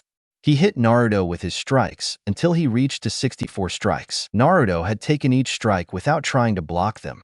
Remarkably, he was still standing. Only his shoulders were a little slumped and his eyes stared towards the ground. I have hit you with 64 strikes. Your body won't be able to move. I suggest you stay down and accept what fate has decided, Neji said. You were fated to lose the moment you fought me, and thus you have lost this match. Naruto's eyes left the ground and traveled towards Neji. Neji spoke again, seeing Naruto look at him. Give up. You don't have the power to defeat me. Neji said, believing that his opponent was weaker than him. It was not fate that you hit me. Naruto corrected. The only reason you hit me in the first place was because I wanted to see what would happen if your technique me. Neatly to say, I'm disappointed. The entire stadium was silent by Naruto's proclamation. Some with their mouth hung open while others blinked several times, and a few raised a brow. It was unbelievable. No one dared or had the audacity to take on the attack straight on to see what would happen. That unless if he had a few screws loose, you're lying. Even if you let yourself be hit, the damage has already been done. I can see your tenketsu points are blocked with my eyes. Neji said, not believing that Naruto led himself to be hit by his attacks. Naruto released a wave of chakra, forcing his tenketsu points to open. The chakra he released picked up debris around him for a moment before the dust cleared. Naruto stood still. His tenketsu points were now opened with his eyes fixed on Neji. It doesn't matter what you believe. I've seen your display in power. It's pathetic. You Hyugas are pathetic. You claim to be the strongest in the village, but everyone knows that isn't true. The strongest in this village are the Senju and the Uchiha. Compared to them, you're the backwater. The Senju and Uchiha will be the most powerful than your pathetic clan. Naruto stated, garnering hated looks from the Hyuga clan. Naruto ran at Neji at Jonin level speed. He reached the Jonin and swung his right leg high, trying to kick Neji at his temple. Neji crossed both his hands and blocked the kick. The kick had much power to send any Jonin flying. But Neji wasn't just any Jonin. He was only pushed back a bit, but told himself, I never, and tried to block an attack from Michikatsu. Naruto brought his foot down and raised his left leg waist level high. He tried kicking Neji at his waist, but Neji jumped back to avoid being hit. Naruto stopped his attacks for a moment and stood still while strategizing a plan. Neji ran at Naruto with his right arm stretched forward. He tried hitting Naruto's chest, but Naruto sidestepped the attack and gripped Neji's arm. Neji swung his free arm, trying to hit Naruto. His attempt forced Naruto to let go of his hand and jump back. Naruto dashed towards Neji and seemed to pass him, but he suddenly spun around his leg, swinging at Neji. Naruto kicked Neji on his face, sending him the Jonin flying away. Neji recovered quickly by flipping in midair. But when he landed down on the ground, a hard to the chest welcomes him that sent him crashing towards a wall. Gah! Neji grunted as he hit the wall hard, which caused a dent. Naruto gave the Jonin an opportunity to recover. The results would have been the same regardless of what actions he took. Neji got up and glared at Naruto. Naruto hits as hard as Lee, but Lee hits harder because of the weights on his legs. He rushed at Naruto again, but this time with both hands stretched forward. He tried hitting Naruto, but Naruto jumped back. He could predict Neji's moves before they reached him, and because he was faster than Neji, it was impossible for Neji to hit him. Naruto blurred out of sight and appeared before Neji. With almost a 360-degree view of the battlefield, Neji was able to Naruto. He turned around quickly but was unable to block or dodge a kick to the chest. The kick connected to Neji's chest and sent him flying. Naruto appeared above Neji while he was still in the air and brought his hands together. He smacked the Jonin down to the ground. Neji was sent crashing down to the ground like a bullet. He hit the ground and created a crater. Neji's crash created debris where he had crashed. Remarkably, when the debris cleared, Neji was still standing, but his body was bruised, and he was bleeding, albeit not profusely. He seemed to be out of breath as he was breathing heavily. He didn't like where things were going, but he refused to be beaten. Date couldn't be changed. Michikatsu had been fated to be defeated by him, and he would make sure of that. Naruto rushed at Neji and attempted to gut him. Neji dodged the attempt, albeit barely. He wasn't given time to catch the breath that was escaping him as Naruto appeared in front of him and kneed him in the gut. Neji coughed bodily fluids while clutching his stomach in pain. The crowd was cheering, seeing the turnaround of events. Naruto stared down at Neji who was now on his knees still clutching his stomach. There's no such thing as fate. Fate is something you created on your own ideals to escape from your misery. Naruto said, his tone and facial expression never changed. Neji stopped clutching his stomach and glared at Naruto. You know nothing about misery. He spat. My life has been fated to become a servant of the main branch. As far as I could remember, I have been branded with this, Neji said, removing his forehead protector. There was a seal on his forehead. Naruto knew what it was. It's a caged bird seal. I will live with it until the day I die with it. That is my fate. And your fate is to lose to me, Neji said as he tried hitting Naruto in anger. Naruto punched Neji on his face, sending him flying away from him. Neji winced as he felt the pain the punch inflicted on his body. He hit the ground and gathered his strength to get up. He was still breathing heavily and was now bleeding from his mouth. Despite his condition, he got into his taijutsu stance, signifying that he could still fight. Naruto ran towards Neji, but when he reached him, he sensed a build-up chakra from Neji. He didn't stop trying to kick Neji though. Kaiten! Neji yelled as he began to spin furiously, and while he released chakra from his tenketsu points. The chakra he released created a dome of chakra that rotated around him at a fast pace. Naruto kicked the shield, then flung him back. He quickly flipped midair to land. Naruto looked at Neji. How unexpected, he said to himself. Neji stopped spinning, releasing his defense jutsu. He smirked at Naruto. This is my ultimate jutsu. With this ultimate defense, you can't touch me, he said confidently. Those of the Hyuga clan had wide eyes seeing Neji perform the Kaiten. It was a defense jutsu only taught to by the skilled members of the main branch. For Neji to learn the jutsu on his own only proved that he was truly a genius. No one could doubt that he was indeed a prodigy of the Hyuga clan. But despite his skill, he was facing an opponent that was beyond his level. Ultimate defense, you say? Naruto said. Shall we test that? The way Naruto said it made Neji wish he didn't say that the Kaiten was the ultimate defense. Naruto did a single hand seal, Katon, Gokaku no Jutsu, Fire Style, Great Fireball. Another large fireball sped towards Neji faster than the first one. It was even bigger than the first. Due to Neji's current condition, he couldn't escape the jutsu by running away from it. Naruto was aware of that. The only way for Neji to defend himself was to use the Kaiten. Neji saw the fireball coming towards him. Kaiten! He yelled as he activated his defense technique again. Both techniques clashed, but the Kaiten held on. Naruto ended his jutsu by allowing Neji to do the same. Neji was breathing heavier than before and was barely standing. The Kaiten was taking a toll on him. The Kaiten had passed Naruto's first test. Barely. Naruto held another single hand seal again, readying for another jutsu. Katon, Durangan Furia Kyato or Fire Style, Dragon Flame Caterwall. Naruto yelled as 5 small flame, fish-like creatures with 2 large fangs raced at Neji in 5 different directions. It was a jutsu Naruto had learned by a scroll Norimo gave to him. All creatures seek out their targets till they hit. The only way to stop them was to make them hit something. Neji gathered his remaining chakra and called upon the Kaiten again. One by one, the flames dragons hit Neji's defense. When each hit, it exploded and fire became one with the dome of chakra. Neji realized this when he felt the heat rising and stopped to avoid being burned alive by his own jutsu. But he didn't get away without suffering slight burns on his clothes and skin. Neji fell on his knees while sweating and breathing heavily. The heat that surrounded him was too intense for him. His chakra was also depleted. It's not a perfect defense, thought Naruto to himself. He decided to try another jutsu.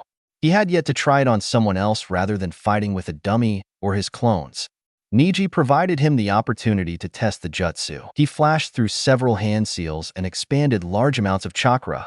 Well, to others who didn't have much of chakra as Naruto had. Katon, Udena Hano no Hakaimono, Fire-style majestic flame destroyer. Naruto breathed an unimaginable wave of flames that covered the entire space in front of him, reaching the walls of the arena with. The crowd widened their eyes in shock. No one was able to use a jutsu of a caliber like that, except for the Sandaime. Although, despite it not being larger than Naruto's liking, still the flames were powerful enough to incinerate everything they touched. The flames burned everything in their path as they made their way towards Neji's position. The heat of the flames was too intense as everyone who were close felt the intense heat. Neji began to fear for his life, as he could no longer do the Kaiten. He also couldn't escape to anywhere. The flames were blocking every path he tried to take. Backwards was the wall. He couldn't go anywhere. He closed his eyes as the flames reached him. Naruto ended his jutsu and narrowed his eyes behind him. Gunma was holding Neji with both his arms, but at a cost. His upper right side of his body was burned by the flames. He knew that if he'd allowed Neji to be hit by the flames would have burned him into ashes. He was the proctor and couldn't allow necessary deaths to occur while he watched. Neji was now unconscious. It was because of chakra exhaustion and some shock. He'd thought he was going to die. Gunma placed Neji down on the ground while ignoring his burns. He looked at Naruto, who was still in the same position as he was. He had yet to move, only narrowed his eyes at Gunma. Gunma let loose a sigh of relief after a few moments. When the flames hit him, he thought he was going to die. But he'd made it. It looked like Naruto was trying to kill his fellow genin. First match of the Chunin exam finals is over. Gunma trailed his words off after remembering that the Sandaime said that he would announce the winner of the match. He looked at the Sandaime, nodding for him to speak. The Sandaime stepped forward and cleared his throat. He was about to say something important. The crowd was already shocked, but he had to do it for the sake of the village. Naruto turned around. He was the victor of this match. He started walking towards the contestants' booth. No one was cheering. The stadium was just full of murmurs. Winner of the first match, Namake's Naruto, the Sandaime said in a loud voice. Naruto stopped walking and narrowed his eyes at the Sandaime. He looked at him for a full 2 minutes before continuing to walk back to the stadium with a scowl on his face. That was something he was not expecting the Sandaime to say. He figured that the old monkey would eventually announce his other heritage to Konoha, but didn't think he would do it anytime soon. The Sandaime might have done it to free himself from the secret, but there was another ulterior motive. Naruto knew that. When Konoha came to accept that he was indeed the son of the Yondaime Hokage, they would start to love him. When loved by the villagers, he would have no reason to abandon the village. However, Hiruzen Sarutobi was a foolish man. Naruto had no intention of staying in this pathetic place. He was going to burn this village to the ground, destroy everything, kill every shinobi, massacre everything that resided in the village, along with the people the village betrayed, wronged, manipulated, killed, and deceived other small villagers that were wronged by Konohagakure. What? Some yelled in disbelief upon hearing that Naruto was a Namikaze. Everyone stared at Naruto with wide eyes, cursing themselves for not seeing it. There was only one person to have bright blonde hair and blue eyes, the Yondaime Hokage, Minato Namikaze. Naruto was like a chibi Minato, and yet they couldn't see it. It would now explain why the Yondaime chose Naruto, the Jinchuriki of the Kyuubi. The majority of the people were thinking the same thing. The ones who had the thought were the people who didn't hate Naruto, while the other few that hated him refused to believe it. Despite their refusal to believe, one couldn't deny the resemblance. One woman stood up from her seat and clapped her hands. Soon another person joined her. They were followed by almost everyone at the stadium. Naruto walked away to the contestants' booth. The only reaction he gave towards the crowd was a cold glare. Naruto returned to the contestants' booth and stood by in the middle of the contestants' booth, crossing his arms. He wasn't in the mood to talk to people. No, he was annoyed. He wasn't in the mood and wouldn't hesitate to knock someone out. He felt someone hug him. He turned around to know who it was. It was Ami. Ami? What are you doing? Naruto asked dryly. He was surprised to see her hugging him. Again.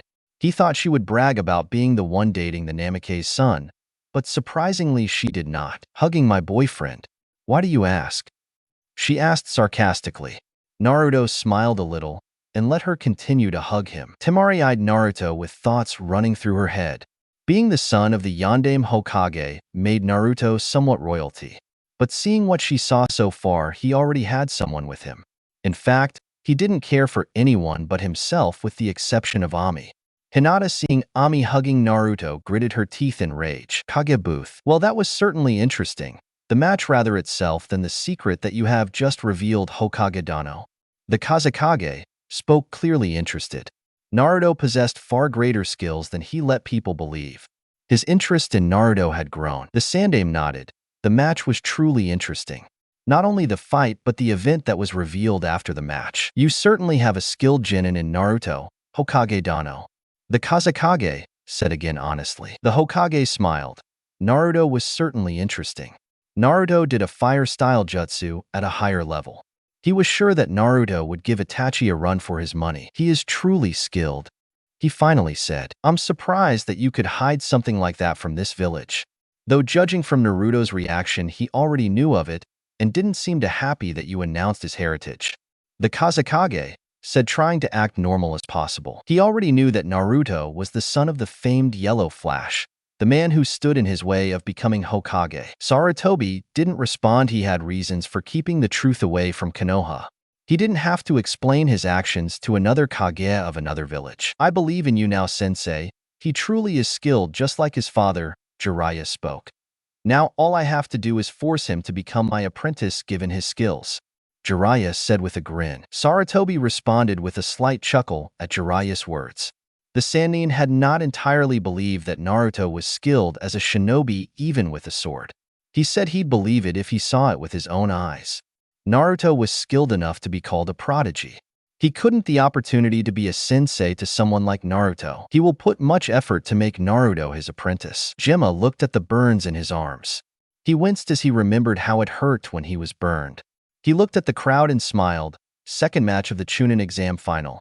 Uchiha Sasuke versus Sabaku no Gaara. Jima said aloud. Both contestants made their way to the battlefield. Sasuke stood on next to Gaara. Gaara was looking at him with a displeasing look whilst Sasuke was looking at him with calculating eyes with a bit of arrogance in them, as both of them waited for the proctor to start this battle. Begin. Gaara used his sand and launched it towards Sasuke. Gaara looked at Naruto, overall ignoring Sasuke, who was beginning to be a little agitated. Gaara narrowed his eyes at Sasuke, who was dodging his sand. Sasuke glimpsed as Naruto for a second before jumping back to avoid the sand. He used speed that was similar to Lee to dodge Gaara's attacks, which was something the two clad of greens noticed. Stands. Kakashi, did you by any chance taught Sasuke about Lee's taijutsu style? Guy asked calmly, which surprised the Jonin around him. Well, I figured that he needed extra speed to help him from Gaara's sand. Kakashi explained. I see. Guy nodded. Kasumi snorted. If I was him, I would definitely be pissed off if I was him. That's how Guy is, Asuma commented. I don't think I ever saw him angry. Me neither. Karina said. Naruto stared at Sasuke. He knew that he was jealous of him because of his growth and power and started a rivalry with him. It was annoying at first, mostly because they shared nothing in common. Sasuke had always tried to challenge in some way, shape, or form. Naruto either ignored him or walked away from him as he found the entire thing a waste and futile. Nonetheless, Naruto couldn't help but feel amused by this rivalry. They almost shared nothing in common but three similarity traits. Battle. They've both enjoyed battling, trying to find an opponent that was worthy to fight them. Power. They enjoy the taste of power, to prove to themselves their worth, their purpose, their desire to drive themselves to be strong, powerful, to show others that they were weak against them. But there was one more trait, the trait that makes them similar in a way others couldn't comprehend. Vengeance. Vengeance is something they craved, hungered, loathed for, and longed for. Vengeance against those who wronged them. For Sasuke, it was his brother, Itachi Uchiha. Anyone who says that name in his presence will spark fury in him, as he was the one that slaughtered his entire clan. For Naruto, it was Konoha. They treated him like trash, a plague, a disease, beating him until the brink of death. They treated him like he was a monster, like a demon. His entire being was shaking with rage. He trembled with rage.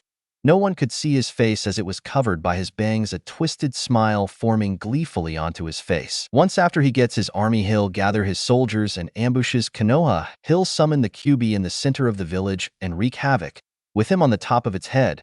With Naruto and the Kyuubi, they'll be the ones to the top. They'll be unstoppable. Nobody will stop them. One will spared from this village. Not even children or infants. He will have his sweet savory treat of vengeance. Konoha will burn to the ground. No one will be spared. Arena. Sasuke had gained enough speed to get through Gaara's defense, only to have another layer of sand blocking his path once again, making Sasuke clench his teeth.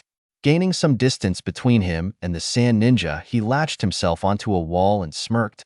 He started to do some familiar hand signs some Jounins recognized. Ox to rabbit to monkey. Guy's eyes widened after seeing those hand signs. Kakashi, did you really taught him that jutsu? Kakashi eyed Guy with the corner of his eye. Yes, I did. Because he's similar like me. Sakura looked at the two of them confused. What is it?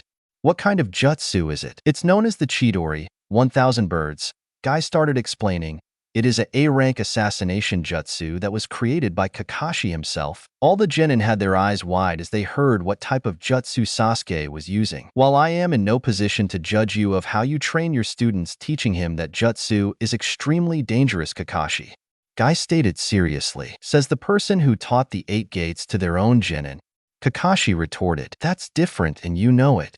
Guy shouted. Oh yeah, how? I have faith and complete trust in my student, and he knows not to use the inner gates as a last resort or to show off.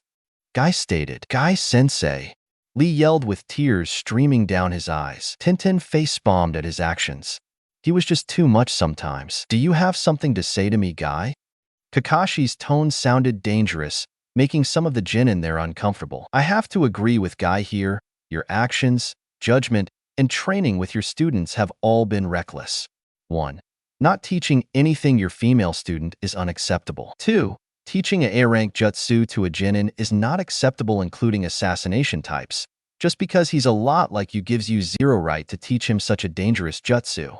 And 3rd, your last student Michikatsu is out of control, threatening a Jonin, almost severing an alliance of what he did to that sand ninja in the exam, and almost killing a genin of the leaf. If it weren't for my lovely student Ami-chan, he would be a loose cannon right now. He may be the son of the Yellow Flash and your student. That doesn't give him the right to do what he pleases, Kasumi stated, as he was glaring at Kakashi with her arms crossed beneath her chest. Kakashi was seething with rage. Sure, he may not have been the best teacher, but he tried his best. It wasn't his fault that those 3 were hard to control. The people besides them didn't dare to interfere as they didn't want to be in the middle of the crossfire. Kakashi didn't say anything because he was enraged. He only muttered a few words that were harshly and were barely enough to hear if someone was close to him. His name is Naruto Uzumaki, not Michikatsu Tsujikuni. Kakashi snarled silently. They were about to argue again when they heard a scream and turned their head back into the arena. What they saw was shocking. Sasuke used the Chidori and stabbed through a dome made out of sand. Second later, yelling was heard from the entire arena. Noro was watching the fight in the shadows of the civilians. He looked at the fight intriguingly before looking at the other areas. He couldn't see any of the clan heads other than the Hyuga present. Noro sighed inwardly. A shame Shikaku isn't here. Otherwise, he would have felt a slow, painful death. He silently growled as he remembered what his former friend had done to him years ago. How could you do this to me, Shikaku? After everything I've done for this clan, our friends, us, me, the person who you see as a brother? I'm sorry, Noro, but the council has left me with no other choice. I'm sorry, liar. There's always a choice. You chose their side over mine. You got him, traitor. I'm sorry, my friend. I truly am sorry. No, you aren't. I swear, I fucking swear, Shikaku. One day I will return, and I will make you, and anyone you ever cared about will suffer. Noro snorted quietly. Just even thinking about that memory itched his skin just thinking about that day. A day he didn't want to revisit. A day he wanted to forget. He wanted the Nara clan to suffer for what they had done to him. He shook his head. It didn't matter now. Not yet anyway. He turned his head and saw the Soundnin walking to one of the areas of where the restroom were. He followed them. It was time to have a chat with these breathing style users. The Soundnin was walking to the restroom hallway to await their next orders. They were a bit disappointed as they thought they were going to be praised by Orochimaru after 2 of them won the exams. Unfortunately, it wasn't meant to be as they saw his right-hand man Kabuto disguised as an ANBU. He told them to wait for the signal to attack and left.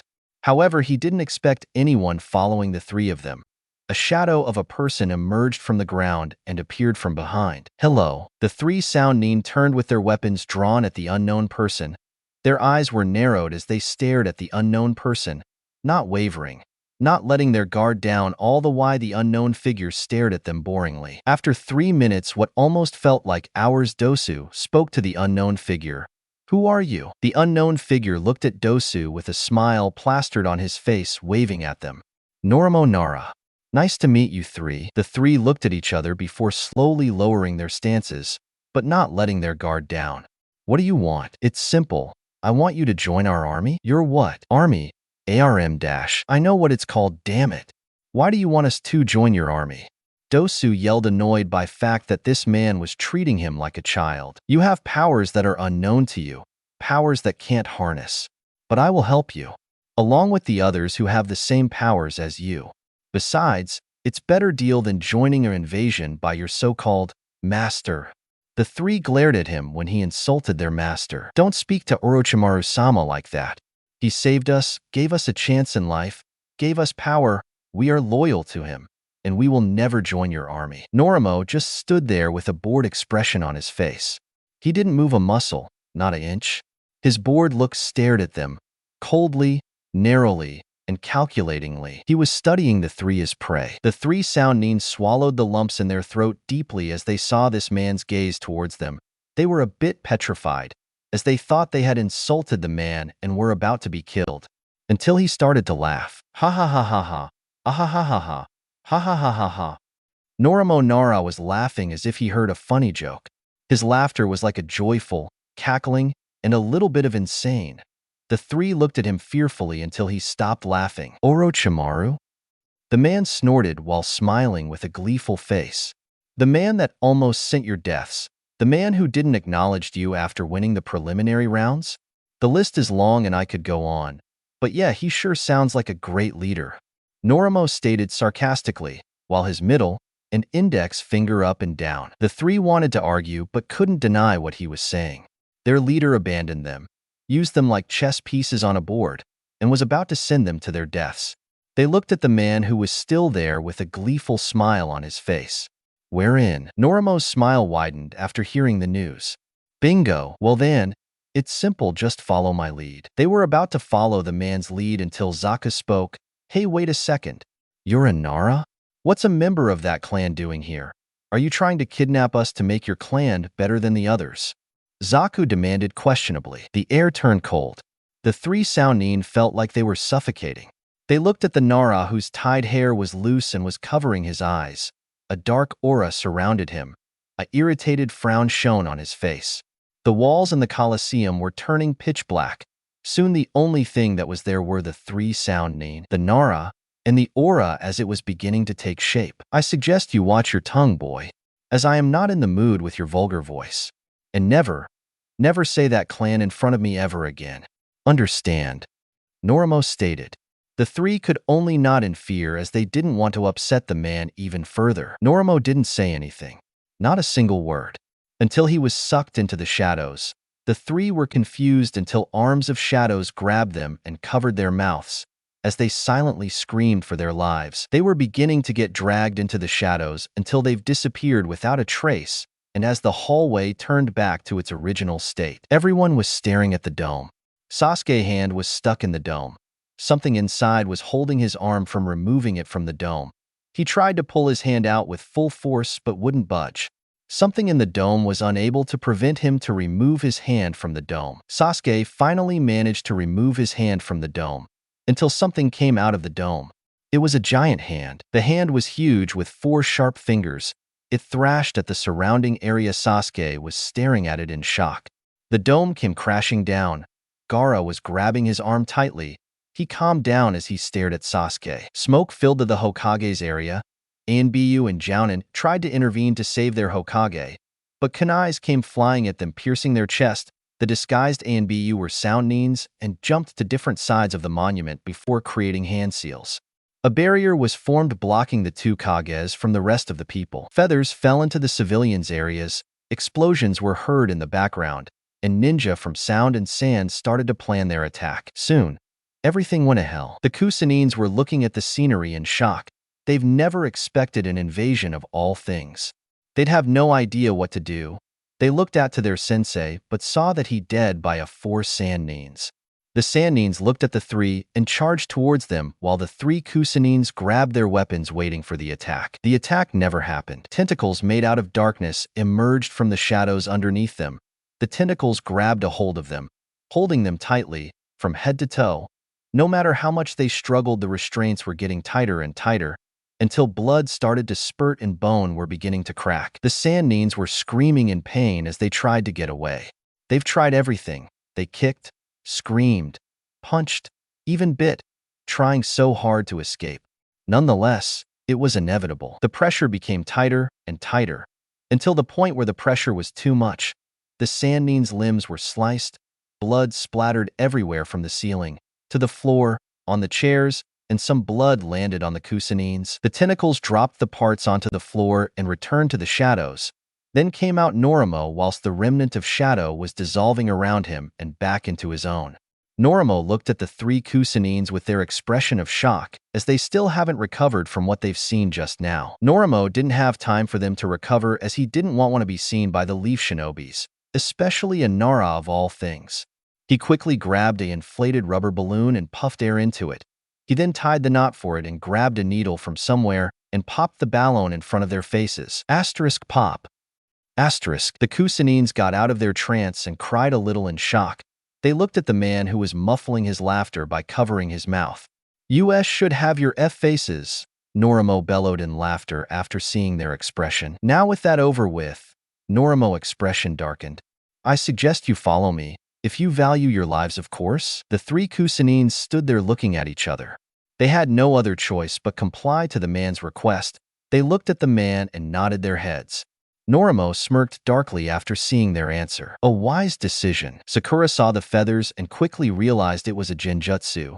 She quickly did some hand signs to protect herself from the illusion. Release. Sakura releases herself from the genjutsu and looks at the arena. Her eyes widened. She was witnessing a battle in front of her eyes. She looked at the surrounding of the arena, which she noticed that the Soundnin and Kusa teams weren't in their spot. Then she quickly remembered Sasuke was still in the arena. She quickly looked at the arena to see her crush, but wasn't there. She noticed that the Sand Team teacher was fighting with the instructor of the exams. Before Sakura could question what was, a ninja appeared in front of her with a kunai in his right hand. Sakura let out a quick scream as she took her arms out and covered herself from the upcoming attack. It didn't came. Sakura removed her arms and saw that Kakashi was in front of her with the ninja on the ground. Kakashi looked at Sakura with an eye smile. "Hey Sakura, glad to see that you're awake." "Kakashi-sensei, Sakura, I'm going to give you a mission." Sasuke went to chase after the Sandnins. "I have a feeling that something might be wrong. Bring a team with you to go after them," Kakashi stated before blocking a punch from a Soundnin and throwing him to Guy, who kicked him onto the ground. "Wait, where is Naruto?" Sakura looked at the entire area to search for her other teammate, but saw that he wasn't there. Strange. Where did he go? "I'm betting that Naruto went to Sasuke's direction." "That kid." "Sakura, I want you to quickly assemble a team to go after them. Sasuke may be able to handle himself a bit. As for Naruto, I haven't the slightest clue of how he'll be even with that technique of his." "Now go," Kakashi ordered, but before he disappeared, he halted. He turned to Sakura with a sheepishly look on his face while his eye was closed. "Whoops, almost forgot one more thing." He quickly slit his thumb and started doing some hand signs before placing it on top of a civilian's back. Smoke filled the air and puffed into existence. It was Small Dog with a headband on his hand and a cape hanging around his back that was tied around his neck. The dog had a grumpy look on his face. "This here is Pakin.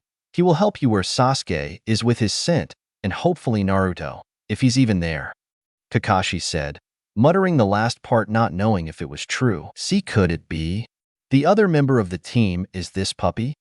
Sakura questioned while looking at the small pup. Pakin jumped over the sleeping Kokoro, civilian, and placed his face straight at Sakura, startling her a little. "Hey, little girl, don't you be calling me a little puppy. I didn't even say cute," Sakura thought. "Now, Sakura, I suggest you hurry up and gather 3 more teammates before you can. And if you find Naruto, tell him to help you search for Sasuke. Now go." Kakashi disappeared into the battlefield. Sakura contemplated the order given to her. Whilst she hated Naruto, even more than before when he was siding with her bully Ami, but nevertheless, he was still her teammate, a part of Team 7. She quickly went to Shikamaru first, as he was the genius of Team 10 and had the brains of what to do in any type of situation that would occur. She went to Shikamaru and lowered down to knee level to release the genjutsu. As she was about to release the genjutsu, she saw his eyebrow move a moment. Sakura's face faltered. "Shikamaru, this entire time, you were?" Pakin went to Shikamaru's leg and bit on it. 2/3 seconds later, Shikamaru jolted awake, screaming in pain as his leg was bitten by Pakin. Meanwhile, Sakura was shaking in fury.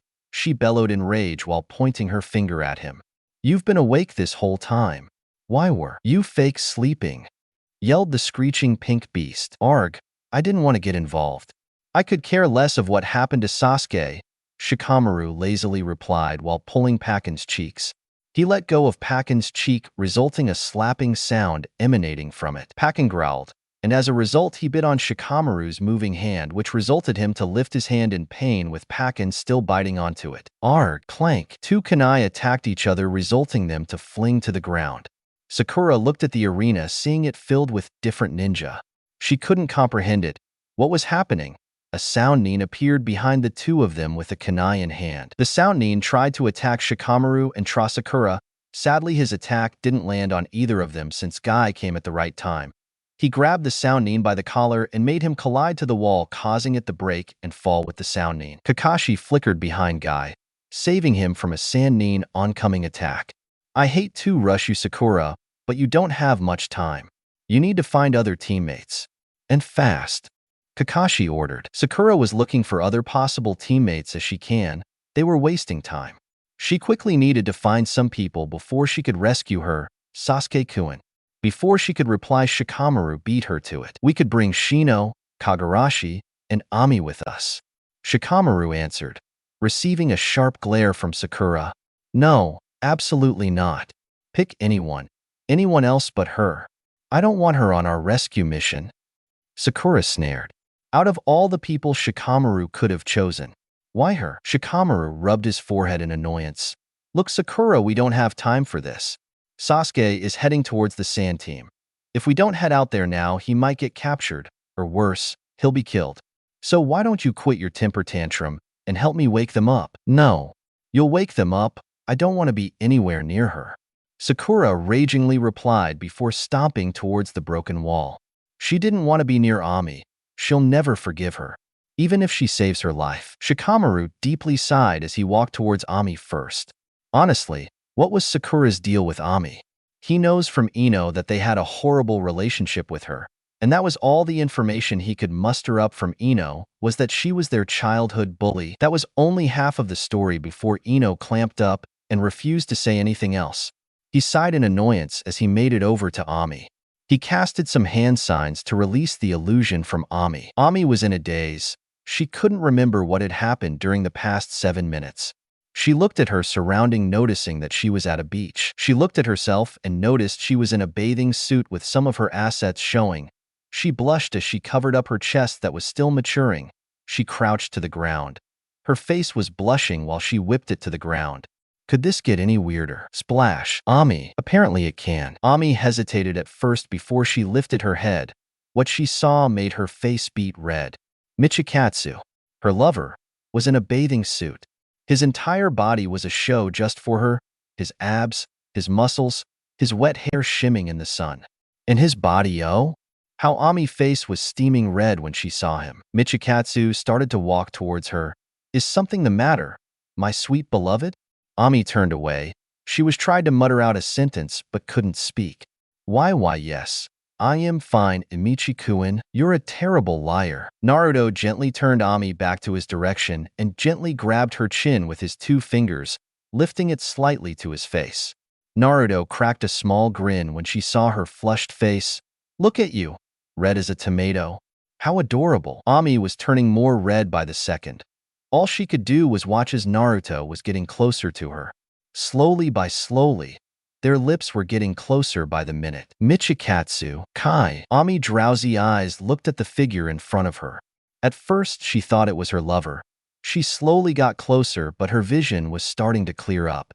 She rubbed her eyes and opened to see if it was Michikatsu. It wasn't. It was Shikamaru, and he was 5 meters away from her face. Slap. Ow. Shikamaru rubbed his slapped cheek slowly as Ami glared at him.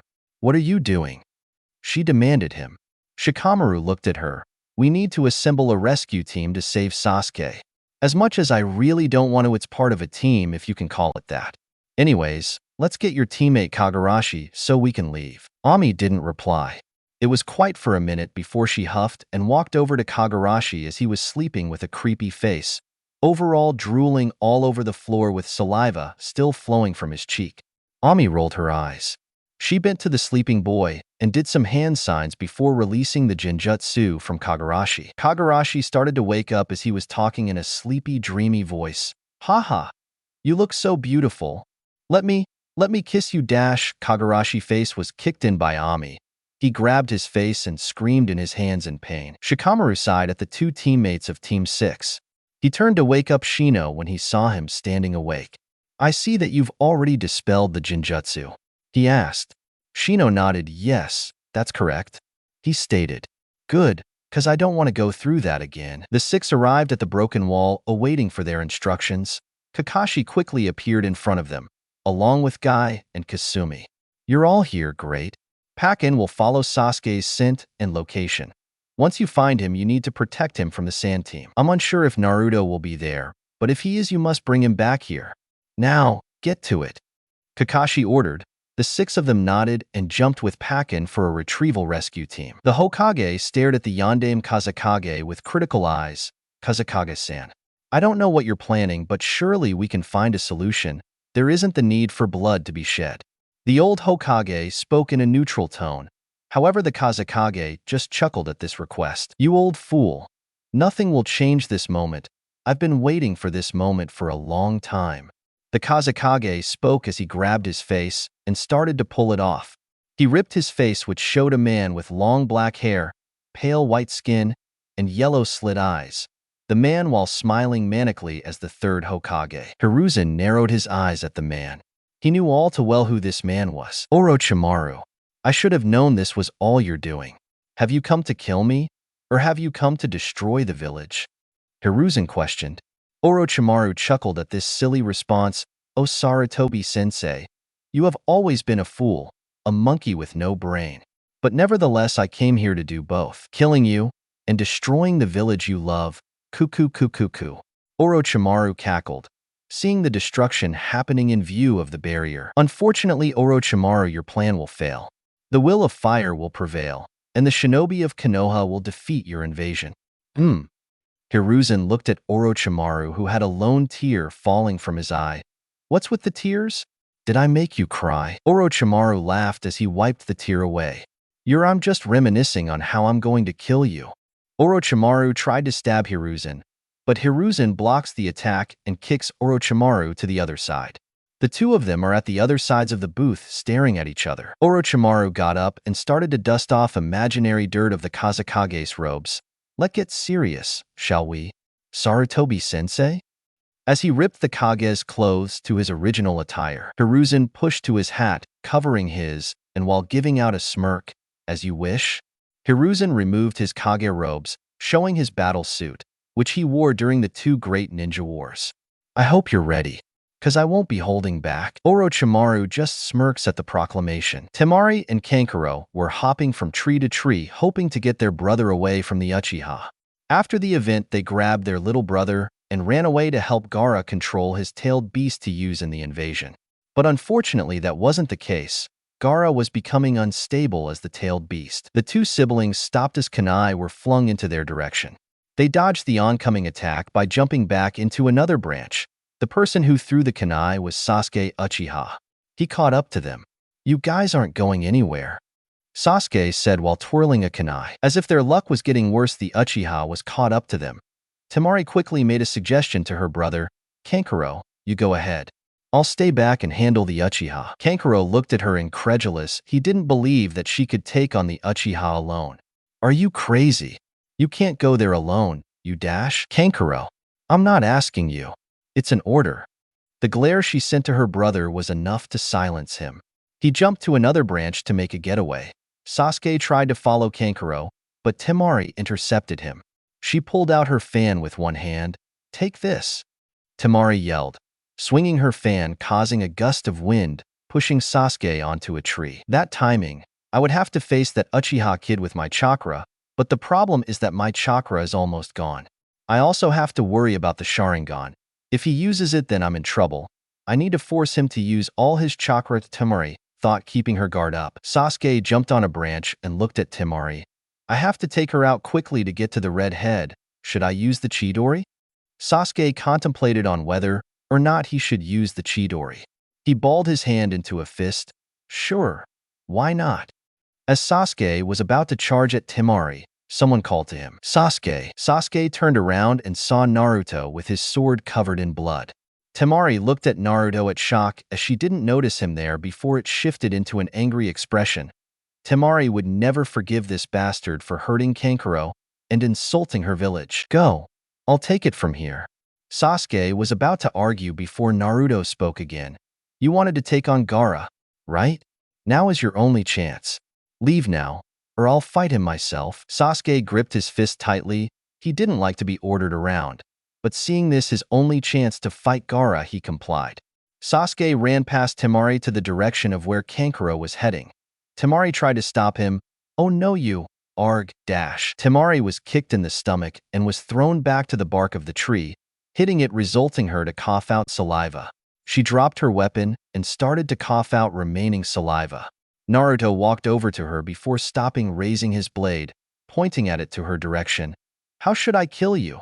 Should I give you a quick death? Or maybe I'll give you a slow, painful death? Temari glared at him and scowled. Go to hell, you piece of shit. Temari grabbed her fan before yelling, wind style, windside jutsu. Temari swung her fan, causing a gust of wind. Naruto dodged the attack. As the tree he was on was sliced into pieces, he jumped onto another branch. Temari was about to do another jutsu before Naruto cut her off. Temari already did her turn. Now it was his turn. Moon breathing third form. Loathsome moon, chains. Temari didn't see Naruto swung his sword. Two large crescents appear, before it multiplied into smaller crescents, all coming towards Temari. As she saw the crescents, she felt fear spread around her entire being. She didn't know what kind of jutsu this was, and she couldn't produce another attack, and yet miraculously she dodged. Only by luck, she quickly manages to jump to another branch besides the tree she was standing on. Naruto saw this and clicked his tongue in irritation. You only managed to get away by luck. I can assure you, that won't happen again. Naruto disappeared and reappeared in front of her. Temari looked spook after him appearing in front of her. She quickly grabbed her fan and tried to attack. Naruto released the sword a bit from hilt before putting it back. The fan was sliced into pieces. If Temari wasn't scared now, she's terrified. Temari tried to use her arms to cover herself, but in the process she had gotten her right hand cut off. The only thing left was a stump. Temari screamed as she felt the pain of losing her right, thought that was short-lived as the felt a searing pain in her abdomen. Naruto had stabbed her in the chest. This time, you won't be so lucky. Naruto pressed the sword further into her abdomen, making her groan out in pain. Temari-san. A dozen kunai charged behind him. Naruto deflected the kunais which embedded onto the log. He turned around to see a bunch of Saiyans holding onto Temari and placing her next to them. The leader glared at Naruto. What have you done? The leader of the group snarled angrily at Naruto, who only looks at him in boredom. Pesky flies. Before the leader or Saiyans could do anything, Naruto appeared in front of them, moon-breathing second form. Pear flower moon-gazing. The Saiyans were killed instantly. Their body parts were onto the tree, some were hanging on, and some were on the ground getting eaten by animals. He couldn't sense Temari's chakra or sense of small, meaning that one Sand Shinobi survived the assault and took Temari before death came to them. Naruto could care less. He took care of one nuisance. Next is the one with the cat makeup. Sasuke was fighting Gaara. He was chasing after him but was blocked by the puppet user. But he saw his display of battle skill during his matches with the Aburame and Naruto. So he quickly figured out his little ploy and placed him unconscious by adding some blows to his face and chest before finishing him with a hit to the back of the neck. Gaara, whose form now took the shape of a raccoon-looking beaver. Gaara was spewing saliva looking and with an animalistic growl and a crazed smile when he saw the Uchiha. Sasuke Uchiha. Make me feel alive. Gaara growled as he charged at Sasuke, whacking him with his tail. Only for it to be a clone. Sasuke emerged from a branch as Sasuke threw a bunch of kunai at Gaara, hoping it would cause some damage. Gaara blocked the kunais with his mutated arm. Oh, are you missing these? Gaara moved his arm, in which was embedded with kunai. Well, you can have them back. Gaara skins blew the kunais back to Sasuke's direction. Only this time the kunai were on fire because of the fast rate and broke through a branch and to Sasuke direction. Sasuke manages to dodge some of the kunai, but some stabbed his left leg and right arm. He hid behind a tree while pulling out the kunais. What? Is he? Sasuke quietly pondered. He knew that Gaara was a bit insane, but this was on a whole other level. A freak. That was the only thing Sasuke could come up with. Gaara was screaming and he was searching for Sasuke. Where are you, Uchiha? Face me. Or unless you're afraid of me. Yes, that's it. You're afraid of me, aren't you, Uchiha? You live in fear every day I'm alive. Then again, you aren't the one I'm after. The one I want is Michikatsu Tsujikuni. Sasuke was hiding as he was catching his breath. He couldn't beat someone like him, not with immense power and strength. When he heard Naruto's name come out of his mouth, he gripped his hands tightly. Just what was so interesting about Naruto that Gaara would rather face him than him? Sasuke closed his eyes. Images of Itachi flashed through his head. He then remembered why he came here to fight Gaara, to get stronger, to kill his brother Itachi, to honor his clan. I'm not going to die here. I'll be stronger so I can kill my brother and honor my clan, and I will defeat you. Naruto. Sasuke opened his eyes, showing two Tomo Sharingan, as he took out his palm, which was emitting with sparks of lightning. Gaara heard the sparks of lightning and found Sasuke's location. He was a few meters to where he was. Gaara smiled as he found him. Sasuke readied his Chidori and faced Gaara's direction. Both of them charged at each other. Gaara lunged his arm. Sasuke stabbed his hand before managing through his hand, making his way to his chest before hitting his right side of his stomach. Gaara landed on a tree onto his back. While Sasuke, with Sharingan inactive, was holding his right hand, puffing for air, he looked behind to Gaara to see that he had gotten up. He started to laugh. Ha ha ha ha ha. I see. So that's what it is.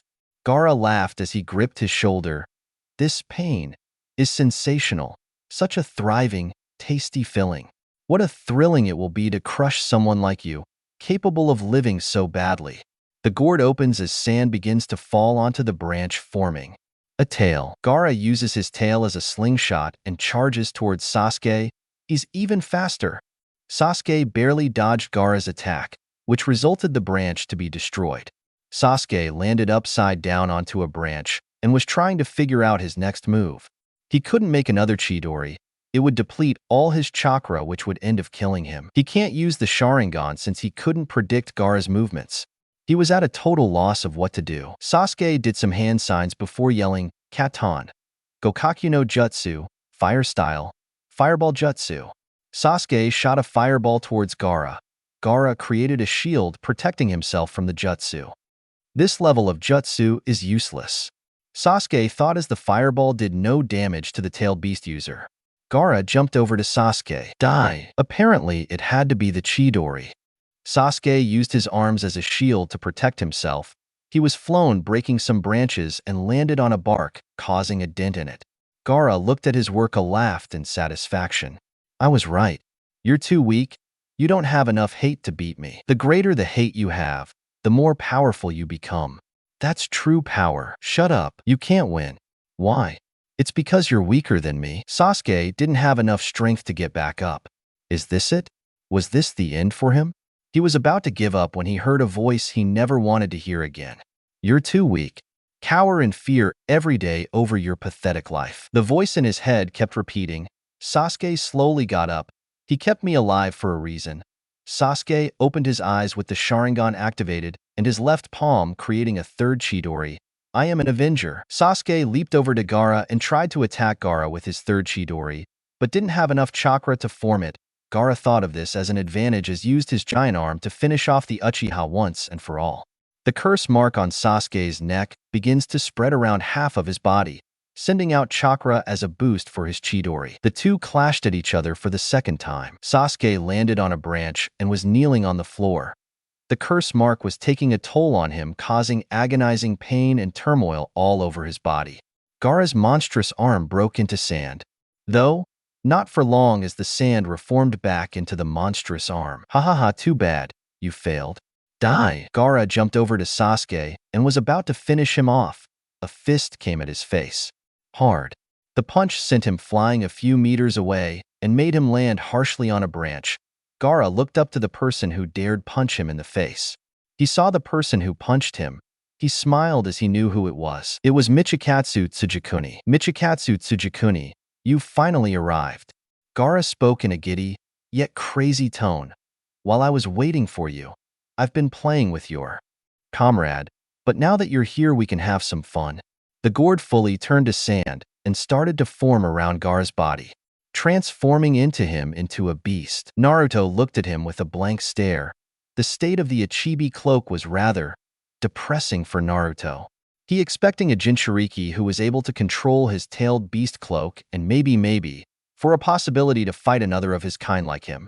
Sadly, it didn't happen. Then again, what was he expecting from an insane person whose tailed beast was controlling him like a puppet, who was pretending to be his mother? Naruto, who looked at Sasuke, whose curse mark was covering the half side of his body. Naruto ignored him and started to walk over to Gaara while unsheathing his sword. A hand grabbed Naruto's leg. Naruto looked to see who it was. It was Sasuke. Sasuke, while in brutal pain, was grabbing Naruto's leg. Stay out of this. This is between me and that freak, Sasuke managed to say as the curse mark was taking a toll on him. Get out of my way, weakling. Naruto kicked Sasuke in the face, making him hit the broken bark of the tree. This isn't your fight anymore. It is mine. Naruto looked at Gaara, who was smiling at him murderously. He unsheathed his sword and charged towards him as Gaara did the same. They both jumped towards each other. The battle of two Jinchuriki begins. Naruto and Gaara both struck each other, their clash causing a burst of wind. They both separate into other branches. Naruto takes on a stance as he watches Gaara about to an attack. Moon-breathing third form. San no Kata. Akatsuki Tsuguri. Loathsome moon. Chains. Gaara quickly smashed his head onto the branch before muttering, Okina Suna no Kabe. Great sand wall. Sand came roaring at a high-paced speed. A wall made of fully condensed sand managed to block all the crescents that were attacking simultaneously. The wall begins to crumble as Naruto's attack caused it to weaken a bit. Naruto took this opportunity to do another attack. Go no Kata. Geppaka Saika. Moon-breathing fifth form. Moon spirit calamitous eddy. Stacks of crescent moons kept coming, one after the other.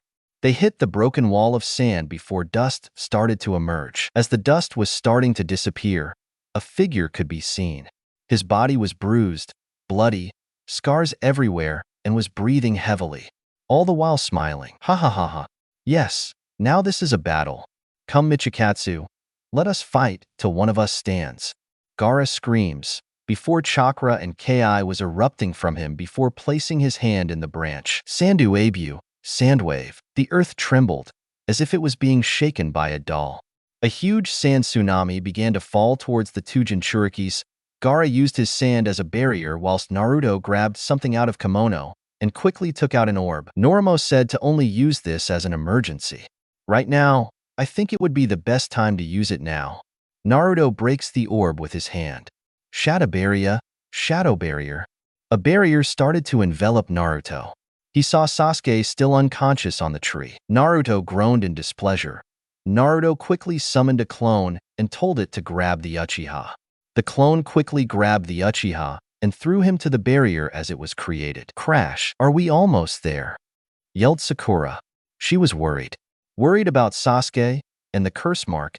She didn't want to know what would happen if he overexerted himself. Will you shut up? If Pack and say we're almost there, we're almost there. Now shut up and stay focused instead of whining. Ami spat in disgust towards the pink banshee. Sakura glared at her. You shut it. Don't tell me what to do. Ami grew a tick mark. What the fuck did you say to me? You freak? You heard me. Shikamaru sighed. Women. Why did I have to be teamed up with a bunch of girls? He thought as the two girls bickering were getting louder. Kagarashi sighed as well. This will be a great difficult mission. Pakken stopped, alongside with the four. What's wrong? Shikamaru asked. We have enemies incoming. 5, possibly 10 Sounin heading towards our direction. Pakken said. We need to find a way to distract the dash. Asterisk crash. The big crash shook the ground and trees. The 5 fell down onto the branch on hold onto it to prevent them from falling. After a minute, the rumbling had subsided. The 5 looked at the location where the rumbling occurred. Sasuke-kun. Sakura took off to the location of the rumbling. Ami was about to head there before stopping beside Pakken. bowing her head. Pakken-san, please give me permission to head to the Uchiha's location. Along with Pinky, Kagarashi, and the Nara will stay behind and deal with the enemies. Pakken nodded his head. All right, but I'm coming along with the two of you. Ami and Pakken ran towards Sasuke's direction, leaving Shikamaru and Kagarashi behind to fight off the Sound Nins. So, what do you think we should do? Shikamaru-san, Kagarashi asked. First, we one of us have to catch the enemy off guard, as the other immobilized them. But we only have one shot. If we mess this up, we'll be dead. Are you ready? Born ready. The Sound Nins were hot on the Leaf Nins trail. They began to draw out their weapons, not knowing about the trap that was about to hit them. Suddenly, a bunch of kunai were darted at them. Shit, what the he dash? Shit, an ambush. Rudash. The Sound Nins tried to their best to dodge the ambush. 2 Sound Ninja were killed, others were injured. Then they see a brown-haired kid with a double kunai attacking them. One of the Sound Ninja recovered and started to attack Kagarashi. As the brown-haired kid tried to defend himself, the Sound Nin stabbed him in the stomach. He screamed in pain as he was kicked and landed to the ground on his ass. The Sound Nin was about to kill him before he stood frozen. Ninpo, Kageme no Jutsu, Ninja Art, Shadow Possession Jutsu. The Sound Ninja were stuck in place. Some have tried to get out, but to no avail. Kagarashi summoned a Bunshin, clone, and knocked out the Sound Nin, then restrained them by rope tying their hands and legs. Shikamaru walked up to Kagarashi, but immediately felt something was wrong. Quick, take cover. Shikamaru grabbed Kagarashi as kunai flailed toward the. They managed to dodge the ambush. Shikamaru looked up to see another Sound team. What? I thought there was only one enemy team? Where did these guys come from? Shikamaru had sweat dripping from his head. The situation wasn't looking good. Oh, surprised? We knew that you might have had a plan to stop them, so the other team contacted us so that they could be used as bait. And you fell for it. The leader took out a kunai. Along with the rest, the leader jumped down and was about to stab Shikamaru, only to get kicked in the face. Asuma, Sarutobi-san. Asuma smirked as he stood in front of the 2 genin. Good job, you two stay here. Let me show you the power of a Jonin. Asuma said as he ran towards the enemy. 2 enemy Sound Nin jumped from the tree and dashed towards Asuma. Asuma raised his 2 arms and knocked the 2 Sound Nin by hitting their stomach. He threw them to 4 upcoming ninjas who were charging at him. He took out his handcrafted knives and charged at them. He blocked a kunai before using chakra to sharpen the blade, then sliced the enemy's gut, rendering him unconscious as he spit out blood. Asuma went toward the final enemy. The Sound Nin used kunais as weapons and charged at the Sarutobi Jonin. The two collided with attacks before Asuma stabbed the man in the gut, making the enemy cough out blood, only for Asuma to end the fight by slitting his throat. The Sound Nin could be gurgling as blood was coming out his throat, and that, my fellow genin, is how Jonin fight, Asuma said while wiping the blood off his knives. Kagarashi smiled, whilst Shikamaru lay on the floor, sulking. So troublesome. Karina, along with 3 other fellow Jonins, she had given her students the green light to fight. She blocked an attack by a kunai. She shunshed in behind her enemy and knocked him out by hitting his neck, knocking him out cold. That's the last of them. We need to regroup to countermeasure the enemy's attacks. Going solo with take us out one by one. Karina thought behind speaking. We need to regroup, finish out taking the enemy, then we'll what the? Karina turned around and stopped her sentence. Her fellow Jonin on the floor, unconscious, with drool on their cheeks. She ran over to them. What happened? She ran to check on one of them and immediately noticed the problem. Genjutsu? Did the enemy cast it? When? How? It doesn't matter. We have to hurry and regroup. Karina started pre-forming hand signs before shouted Kai, but nothing happened. She shouted Kai again, and again, and again. The result was the same. Nothing happened. What's going on? Why isn't it working? This is Genjutsu, and yet I can remove it. Why? Karina thought as she tried to find a reason why it wasn't working. Then a purple butterfly flew past her. Karina stared at the butterfly as it flew to the air. Then more and more came. They started to collide with each other, turning to a figure. Karina narrowed her eyes at the figure, but widened in shock and fear, as she was beginning to realize who it was. No, it can't be. Karina muttered in fear. The butterflies turned into the person she still feared after all these years. Yakumo Kurama. Hello, sensei. I would say that it's a pleasure to see you again, but we both know that isn't true. Yakumo growled at the end.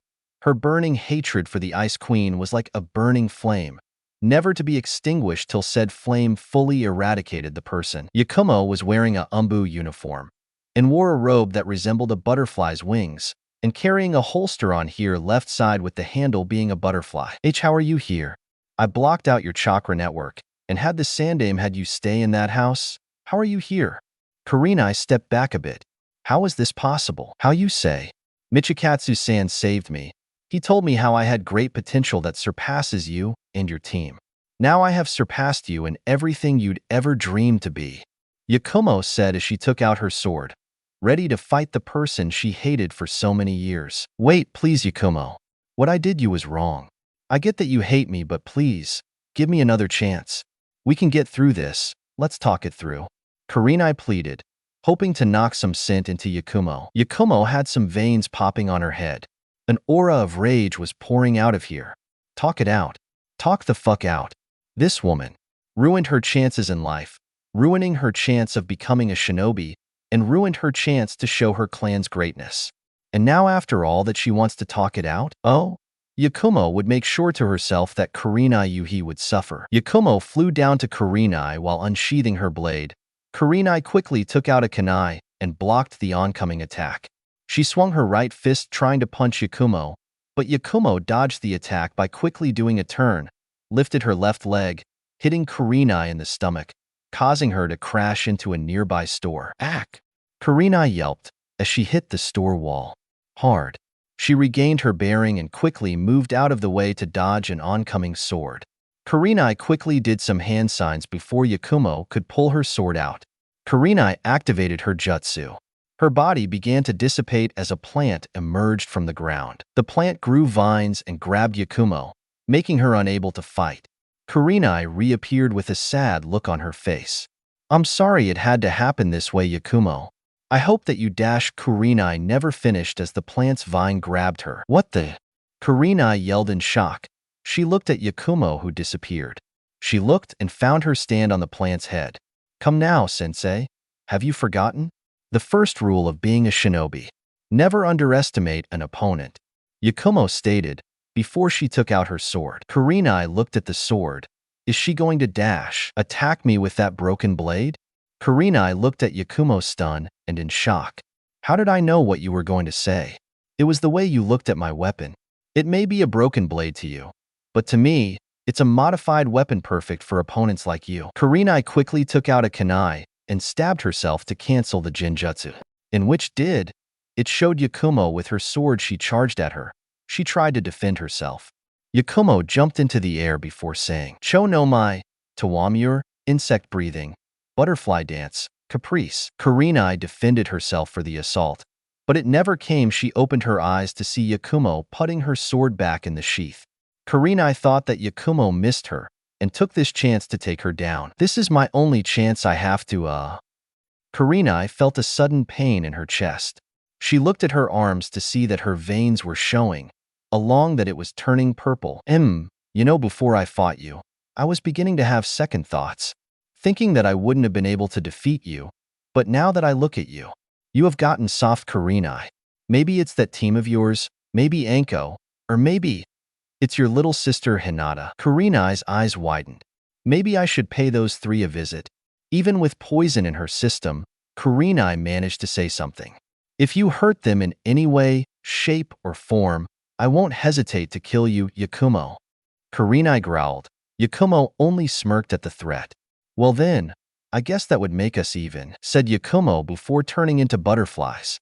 Not before saying one last thing to her. I really hope you do survive this. It would be boring if you died that quickly. Karina began to cough, blood slowly coming out of her throat. She was also feeling dizzy and was beginning to have a hard time breathing. She was about to keel over when she was caught by a female umbu with long purple hair, wearing a cat mask. Yugao-chan. Karina began to lose consciousness. Karina-chan, what happened? Who did this to you? The female umbu's voice was laced with a worry tone. Karina couldn't speak. Even if she could, it would have been nothing but gurgling noise. Quick, take her to the hospital, along with these other Jonins. That's an order. Yes, ma'am. Karina and the 3 Jonins were grabbed by the Umbu and were taken to the hospital. The female Umbu silently prayed and hoped she didn't lose another person she cared for. She lost her lover Hade. She didn't want her best friend today. Not ever. The Inoshikacho have been busy, taking out half of the enemies whilst protecting civilians. One lazy Nara might say it'd be troublesome, but sadly, it wasn't the case. Inoichi looked at his friends. We have to hurry. We must finish these enemies to protect the citizens of the Leaf Village and somehow aid Hokage-sama to fight against Orochimaru. Inoichi stated in a serious tone. Troublesome. And here I was hoping to have a nice relaxing day, drinking sake, and spending the time with you guys at the barbecue joint. Shikaku sighed. Out of all the days the invasion would happen, it happened on his day off. Ha ha ha, now that's the spirit, Shikaku. Choza voiced boomed. But don't worry, once this whole thing settles, we can celebrate by having the night of a lifetime and victory. Choza voice boomed in excitement, causing Shikaku and Inoichi to smirk. Shikaku quickly grabs a kunai out of his holster and throws it behind him, which blocked an attack from an enemy. Huh, an enemy almost caught us off guard? Did we miss one? Choza questioned. No, we definitely got all of them. I don't know who this is. Inoichi said. They definitely took out all their enemies with their combined attack. So where did he come from? It doesn't matter. Hurry and take care of him. Shikaku charged at the man with a kunai in hand. The man dodged the attack. He jumped away, only to dodge again by a giant hand that was coming towards him. He took out a kunai and blocked the attack of Inoichi.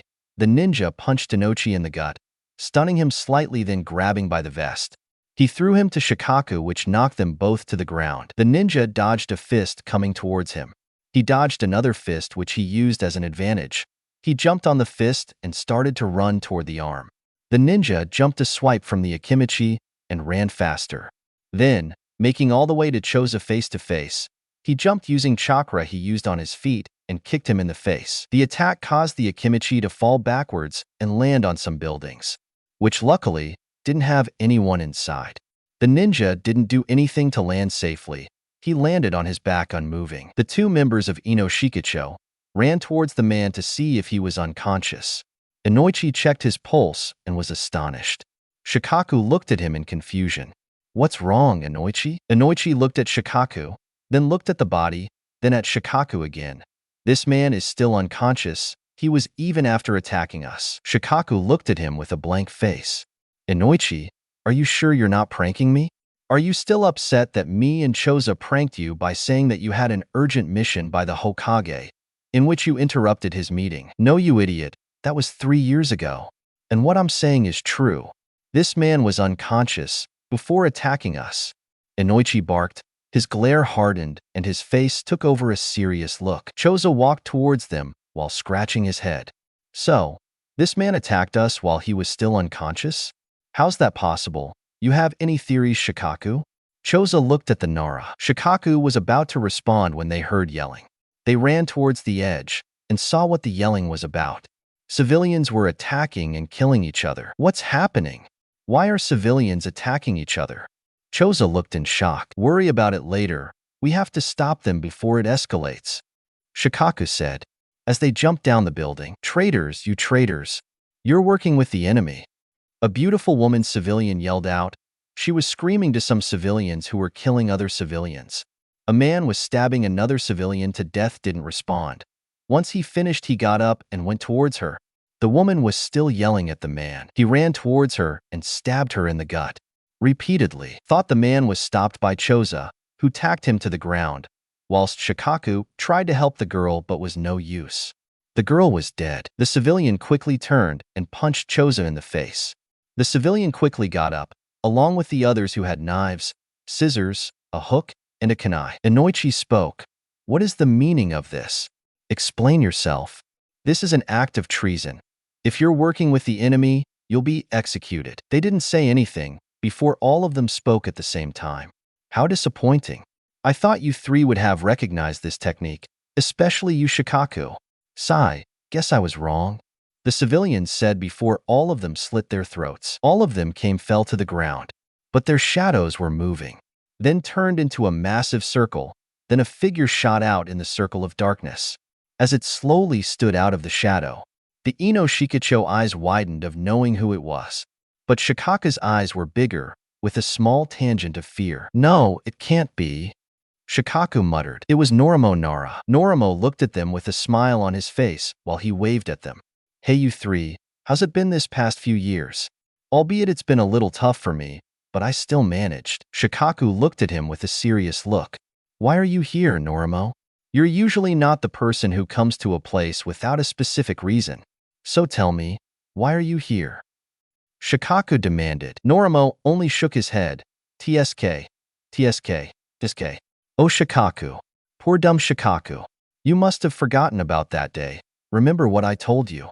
Shikaku had a confused look on his face, before it changed to a complete look of shock. "I'm going to kill you, the Nara, that damn council, and this village that you care so much about," Norimo said with a devilish smile. Shadows of dead ninja emerged from the ground, from buildings surrounding the Ino Shikacho. Norimo cackled. "Shikaku, you have no idea how long I have been waiting for this day to come." The shadows charged at them. "Formation team, scatter!" Inoichi yelled. Choza turned into a giant to deal with the shadows on the roof, while Inoichi went to take care of the ones on the ground. Shikaku was about to head into formation when a hand grabbed his face. "Let's go somewhere else, shall we, my old friend?" Both of them began to sink inside Shikaku's shadow. His friends couldn't help him since they were too busy fighting the shadows. "Shikaku!" The two of them yelled, as Shikaku and Norimo fully synced into the shadow. They arrived at a plain field, where it was littered with corpses, some of the enemy and some from the Nara clan. Shikaku and Norimo soon emerged from the shadow. Shikaku quickly jumped back, taking on a defensive stance. Shikaku quickly began to do some hand signs. Norimo did the same. Shadow possession jutsu. Their shadows hit one of the other, immobilizing their attack. Norimo had a glint in his eyes. Shikaku took notice and glanced behind him to see another Norimo. Shikaku quickly released his jutsu and blocked the clone's attack. He grabbed the clone by the waist, lifted him slightly off the ground, and threw him at Norimo. Norimo put his hand in his cloak. He removed a dark sword. He slashed the clone, in which the clone turned to darkness and fell into Norimo's shadow. A shadow substitution. Shikaku thought, what's his game? Norimo isn't the type to send out clones. To finish his opponents, he finishes the fights himself. Analyzing the rogue Nara, he notices the sword that he has. He found that odd and peculiar, mostly because Norimo uses a sword. He's a hand-on person. Surprised? Shikaku? Don't be. After all, a person can change after a few years, Norimo stated while twiddling with his sword. Shikaku, while still on defense, smirked at him. Yeah, well, so can the people in the village can. Shikaku took a kunai out of his holster and stabbed it to the ground. Norimo looked confused before hearing a sizzling noise. He looked down to see exploding tags. Boom! The tags exploded, leaving smoke, dust, bits of ground into the air, and a small crater. But Norimo was nowhere to be seen. Shikaku used Shunsen, avoiding the strike of spikes on the ground. Shikaku quickly took out a kunai and attacked the tree, where Norimo appeared out of his shadows, blocking his sword strike. Shikaku used his kneecap to hit Norimo's wrist, causing him to lose his let go of his sword, which fell and landed onto the ground, stabbing the soil. Shikaku swung his kunai, trying to stab Norimo in the shoulder. Norimo quickly recovered. He punched Shikaku in the chest, causing him to drop his kunai.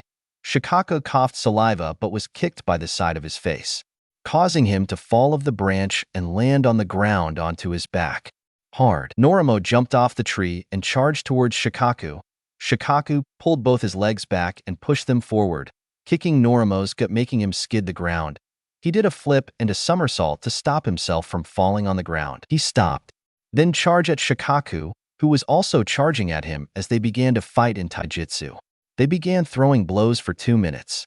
Shikaku was slowly figuring out his moves when he was caught off guard. A claw hit him in the side of the ribs, sending him flying back. Shikaku landed on the ground roughly, grabbing his ribs. Damn it, I may have 2 to 3 ribs broken. What the hell did he hit me with?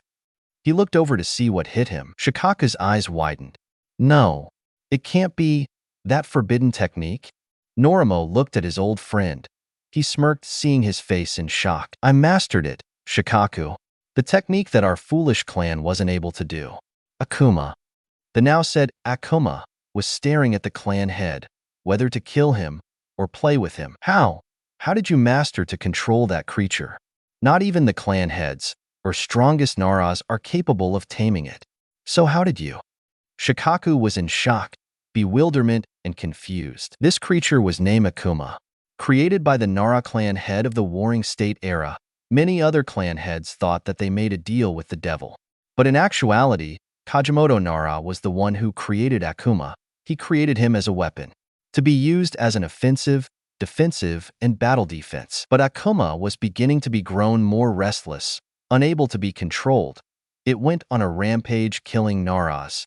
It was subdued by the help of the Uzumaki clan. They sealed the monster away. The clan wanted to try again. Every decade they send a strong Nara, clan head, or an heir to try and claim the beast's power. They failed many times. This time, it was Shikaku's father's turn. He tried to tame the beast, but the results were the same as the others. He was killed, only this time more violent than in the others. The beast managed to escape due to being sealed many times. It grew accustomed to the seal's in, which he destroyed in one swing, then transformed his arms into wings which sent feathers, killing the guards. The beast broke out from the chamber in the middle of the night. It attacked every person that stood in his way.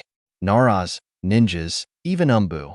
It broke a hole through the wall of the village and fled into the woods and disappeared. It took at least a day to explain the entire situation to the Hokage. The Hokage ordered the clans and ninja to be wary and to be on the lookout for said creature. To this day, no one had seen or heard of the creature.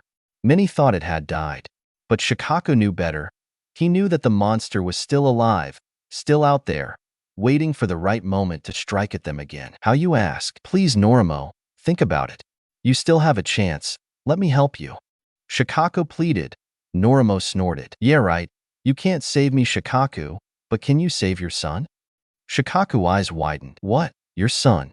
You know, married to Yoshino, had a child who looks exactly like you, best friends with your friend's children, in Team 7 with Asuma Sarutobi. Do I need to go on? How do you know this? Shikaku demanded. Simple. I have spies on the inside. It isn't that hard, Shikaku. Maybe after you, I could kill that child of yours, maybe your wife, maybe both. Norimo mocked. He began to feel Shikaku's rage and killing intent towards him. If you lay a hand on my wife or child, I swear I'll kill you before you hit the ground. Norimo laughed maliciously. Please. We both know that isn't going to happen. Nightmare sent a claw strike, hitting Shikaku in abdomen. After all, you never keep your promises. Shikaku laid there, as blood was slowly escaping from his wound. Now then, time to pay your son a visit. Norimo sinked into his shadow. Shikaku tried to stop him but was stopped as he got cut near his cheek. Nightmare had Norimo's sword in his jaw. Slight blood dripped from the sword. Norimo and Nightmare disappeared. Norimo was going after Shikamaru. The barrier was removed as sand covered the ground. Trees were broken. Roots of some of the trees were on the ground. The sand shield began to fall. Gaara looked on with a smirk on his face, satisfied with his work. Then he felt pain on his right shoulder. Aft, Gaara shifted his head to the right and saw Naruto pierced his right shoulder. That was very impressive. Unfortunately for you, that'll be the last time stunt you'll pull. Naruto removed the sword out of his shoulder and kicked him in the back, sending him back whilst Naruto readied for another attack. Moon breathing, 6th form. Roku no Kata. Tokyo Kogetsu, perpetual night, lonely moon. Naruto rapidly performs a multitude of slashes in front of him, releasing a wild barrage of crescent moons at Gaara. Gaara's protective shield tried its best to dodge the attack, sending wall, berries, and sand shuriken and kunai. Anything to stop the oncoming attack. Before Shikaku was finished being released from his host, the attack stopped when Gaara made a sturdy concrete wall of hard sand. The wall had numerous cracks. Gaara created a cloud. He jumped and flew away just in time. The same attack Michikatsu used broke the wall. Naruto saw Gaara giving him a smile. Then, A burst of chakra began to pour out of Gaara. The sand erupted under him, as it began to turn into a large tanuki-like sand beast. Its eyes lit open. It looked at its surroundings and looked down at itself. It didn't do anything for a minute before he started to yell in joy and excitement. Hell yeah, I'm back. I'm back, baby. The beast ferociously screamed before looking down at Naruto. Now, time to take care of you before I have fun destroying this village. Naruto didn't say anything. He simply took out his sword. He shunshed into Shikaku's right arm and started to slice it. Shikaku screamed in pain. He tried to swipe Naruto off of him but failed. His left arm was covered in slashes. Naruto shunshed into the air, readying for his next attack. He went back down where he started cutting, only at a faster pace this time, which caused parts of Shikaku's arm to fall off. Naruto kept cutting till the arm was nothing more than a stump. However, he didn't notice an arm swiping towards his direction. He let his guard down. Shikaku hit Naruto, sending him flying to the other side of the broken forest, in which he landed near a broken tree. Sakura was heading to the direction where the loud noise came from, with Ami behind her, much to Sakura's dismay. Sadly, it was an order from Kakashi-sensei's summon, and she had to comply, or otherwise she would have to stay behind. Ami was following Sakura. She'd sighed in annoyance. I hope Michikatsu-kun is okay. Then a gust of wind shot at them. Ami quickly placed chakra on her feet to hold on to the branch. Sakura wasn't lucky. She flew screaming till she hit her head on a tree, knocking her unconscious. Ami saw this and sighed in annoyance. How could the Uchiha and Michikatsu-kun be used to this girl's uselessness? This girl was the definition of weak and useless. Crash. Ami covered herself as splinters of wood began flying. She turned to the area. Smoke filled the tree as a figure got up. Her eyes widened and her cheeks turned red as she saw who it was. Imimichi-kun, are you all right? Ami ran over to him with a worried look on her face. Naruto, whose clothes were tattered, turned to her as he placed his sword back into his sheath. Yes, I'm fine, Ami. Naruto looked behind her and his face deadpanned. Sakura was lying on a tree, unconscious. Ami looked towards his direction and sighed. I'm sorry, I tried to stop her, but she was too persistent and stubborn. All because she wanted to save her, Sasuke-kun. Ami mocked. Naruto placed his finger and thumb on Ami's cheek. It's all right, but you must grab Sasuke and get him out of here. It isn't safe. A roar echoed through the forest. Ami looked to where the scream came from and she froze. She saw a giant sand-like creature with one tail. Its chakra felt like a mountain of death. Its presence was like death itself. Only it was monster of an animal. Ami couldn't help but quiver in fear seeing this beast. WWW, what is TT that? Ami pointed her finger towards the creature. A Jinchuriki. Ami's eyes widened even more. A Jinchuriki. She heard of them. People who contain the tailed beast and are stored within them are called Jinchurikis. The tailed beasts themselves are mass of destruction. Naruto turned Ami towards his direction. Ami, listen to me. I need you to grab Sasuke. He pointed to where Sasuke was. He was still lying down where he placed the barrier. Get Sakura and leave this area. I'll take care of the Jinchuriki. Ami's eyes widened. Are you insane? Taking on a Jinchuriki, no one has done that except 4th Hokage. Not noticing Naruto's dark expression on his face, she continued. You can't defeat him. You have dash. Ami was stopped with a finger on her lip. Please, Ami. I can't lose you. Please take Sasuke and Sakura, then leave as far as you can. Ami wanted to argue, but the look in his eyes was a serious expression, leaving no argument. Ami sighed as she removed Naruto's finger from her lips, before kissing Naruto on the lips. They were like that for a minute. Ami released the kiss and looked at him with a worried look. Please, just don't die on me. That's all I have to say.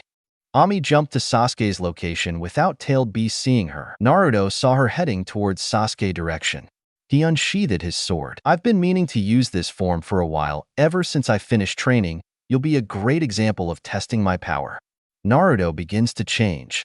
His eyes turn into 6 eyes. His aura was screaming death.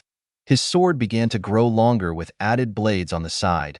And lastly, his sword was covered with eyes. He encased his demonic sword with wind chakra, adding extra sharpening to his blade and attacks. San no kata, Inkatsuki Tsuguri, Third form, Loathsome Moon, Chains. The attack left Shikaku with deep lacerations on his stomach and chest.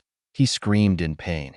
He turned his left hand into a fist, trying to hit Naruto, but Naruto sliced through Shikaku's arm like butter. After he was finished cutting the left arm, he quickly shunshin to his right arm and began to slice through. After he was finished, the one-tailed Tanuki's arms were slowly regenerating. He glared at Naruto. He puffed his chest before shooting out an air cannon at him. Naruto blocked the attack, but was thrown back a bit. He saw that Ami had gotten Sasuke and Sakura and was heading back to the direction where she came from with a dog wearing a shinobi headband. He needed to buy her some extra time to escape. Juno Kata, Senminzen, Rajetsu, 10th form, drilling slashes, moon through bamboo leaves. Rotated circular saw-like slashes with crescent blades attacked Shikaku, slicing parts of his body. Shikaku screamed as his wounds were slowly bleeding.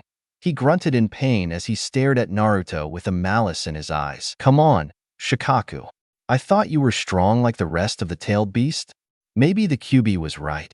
"You're the weakest of the 9, Naruto said as he was in a stance, preparing for another attack. "Don't mock me," Shikaku yelled, blowing an air bullet at Naruto. Ichi no Kata, Yamidzuki, Yuano Miya, first form, Dark Moon, Evening Place. The attack sliced the air bullet, but the air bullet caused the slashes on Naruto's torso. Naruto blitzed to where Gaara was. It was time to end this. He charged to Gaara's location.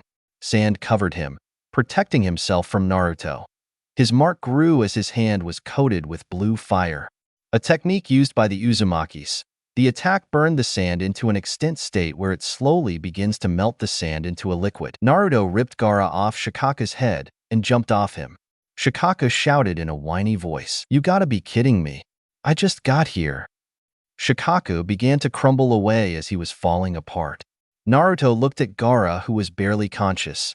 He looked over at Naruto. "Why did you save me? You and I both share something that we know and feel. How did you get so strong?" Gaara wanted to know what made Naruto so strong. "My father. I had no one in this damn place. But my father helped me. He got me strong. I've been showed a new light. The same could be the same to you, Gaara. You have 2 siblings that help you, whether you know it or not." Gaara looked at him in realization. He knew exactly what it was like. He knew what it was to be hated, feared, assassinated many times. He was similar to him because he was a Jinchuriki. Naruto walked away and was going to head where Norimo was, but stopped. "Get stronger. The moment we meet again, one of us will die." He blitzed away. Gaara was lost in his thoughts. He was unaware that Kankuro was with him and picked him up. As they were retreating, Gaara remembered the times where his siblings helped him even though they were afraid of him. They still cared for him. He did something he thought he never did. He apologized. Before Shikaku's defeat, Shikamaru was yawning. Today has been one hell of a day. He had to fight in the Chunin exams fighting another girl. He tried to take a nap but got woken up and get sent on a mission, had to stall a bunch of sounding. And now here he was trying to regroup with the rest of the team instead of relaxing. What a troublesome day. "Shikamaru, stop dozing off. We gotta regroup with Pakin's group." Kagarashi yelled beside him. "Troublesome, Asuma-sensei. Are we almost there?" Shikamaru asked. "We're almost there. I can feel their chakra signatures." Asuma spoke calmly. They were almost at their location.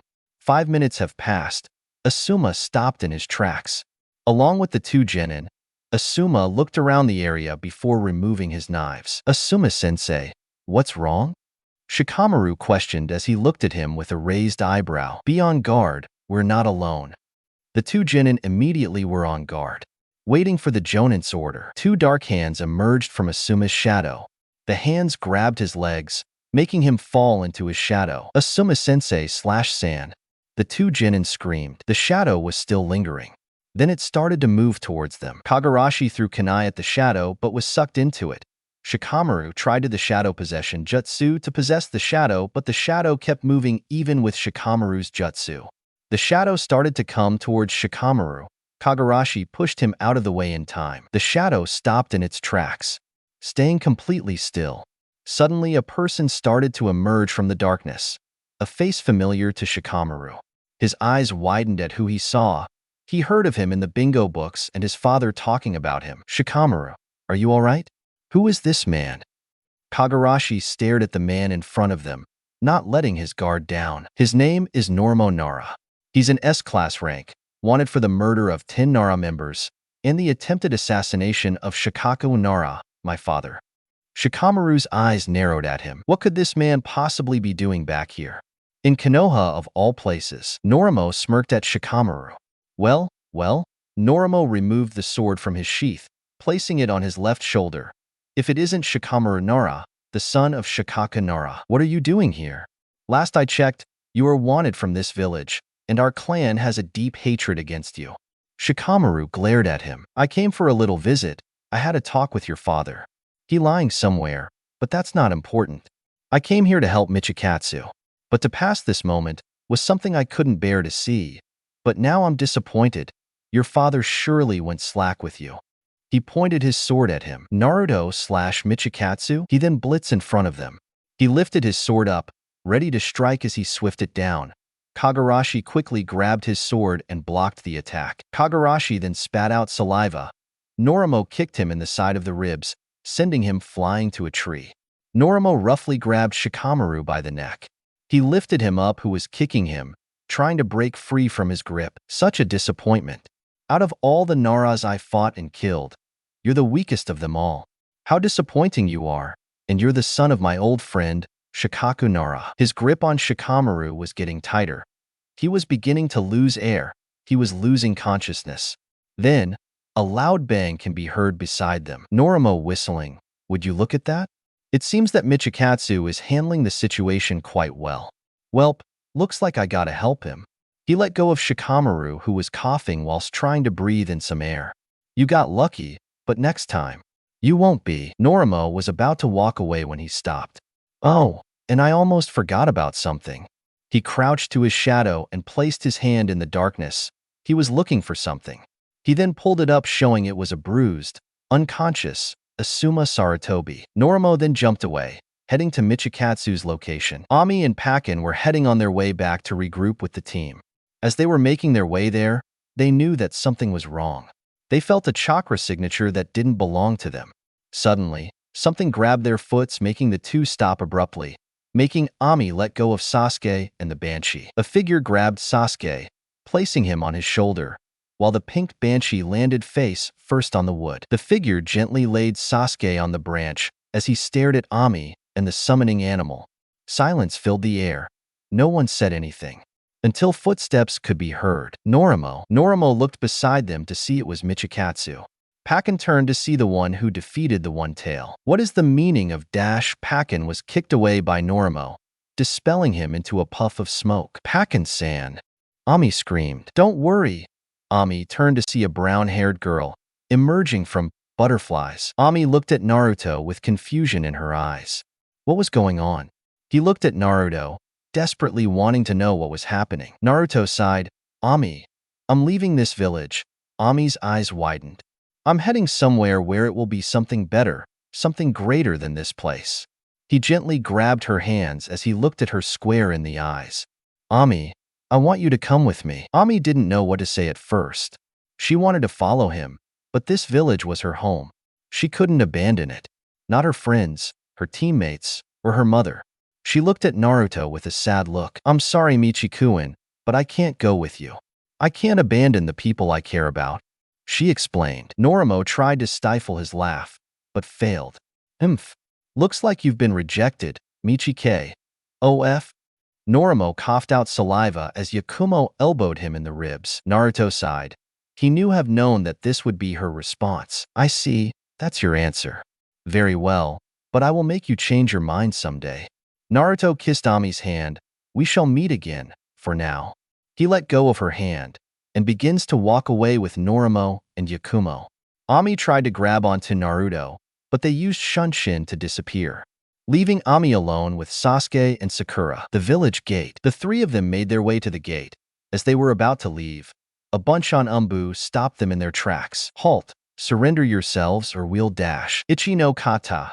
Yamazuki, Yuano Miya, First Form, Dark Moon, Evening Palace. The Umbu were instantly killed. Parts of their bodies were on the floor. The three continued to walk towards ignoring the body parts on the ground. What happened to those breath users you found, Michikatsu-san? Yakumo questioned. I had Norimo take care of them. They're in perfect hands. Yakumo blinked and stared towards Norimo. She shrugged her shoulders. Soon everything will come into fruition. The entire fight between Hiruzen and Orochimaru will be canon.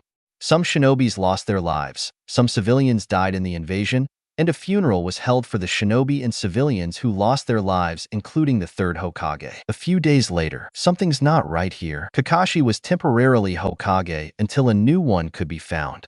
They chose Tsunade, but she was out of the village somewhere. Jiraiya was set out to look for her.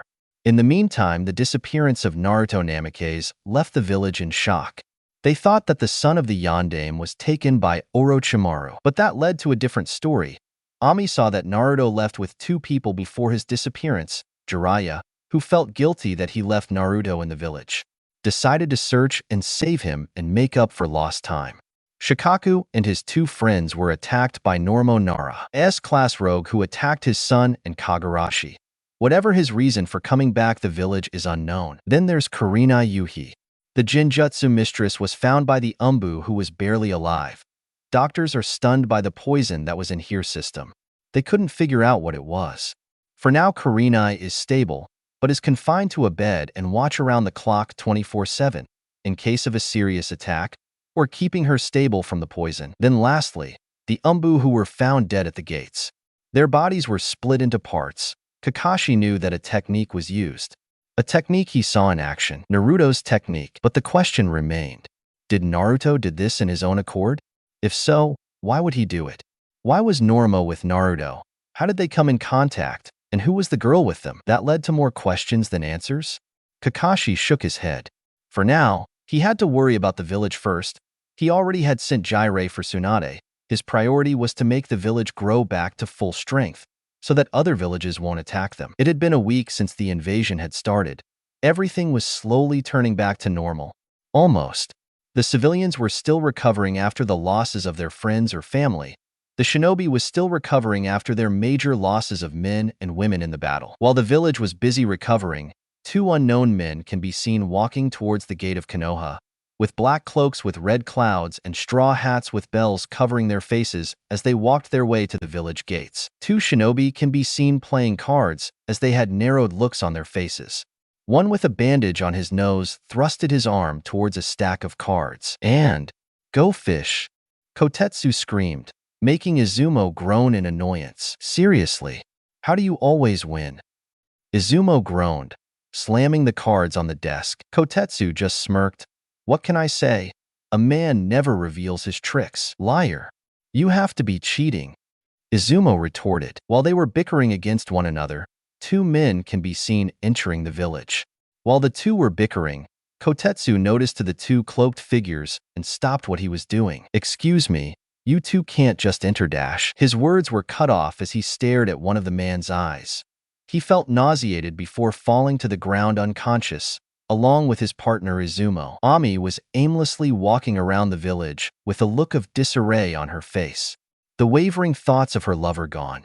People in the village thought that he was taken by Orochimaru, but she knew the truth on what really happened to him. As she was aimlessly walking, she'd bumped into someone. She stopped as she turned around to see who she bumped into. She found herself staring in the eyes of an angry Hinata Hyuga. Ami's face quickly deadpanned seeing the Hyuga. She'd never really liked her that well, mainly because she was glancing at her Michikatsu during the time they were on their date. She once caught her following them. "Oh, it's just you. What do you want, Hyuga?" Ami questioned. Hinata didn't say anything. She just glared at her, leaving a sigh coming from Ami's mouth.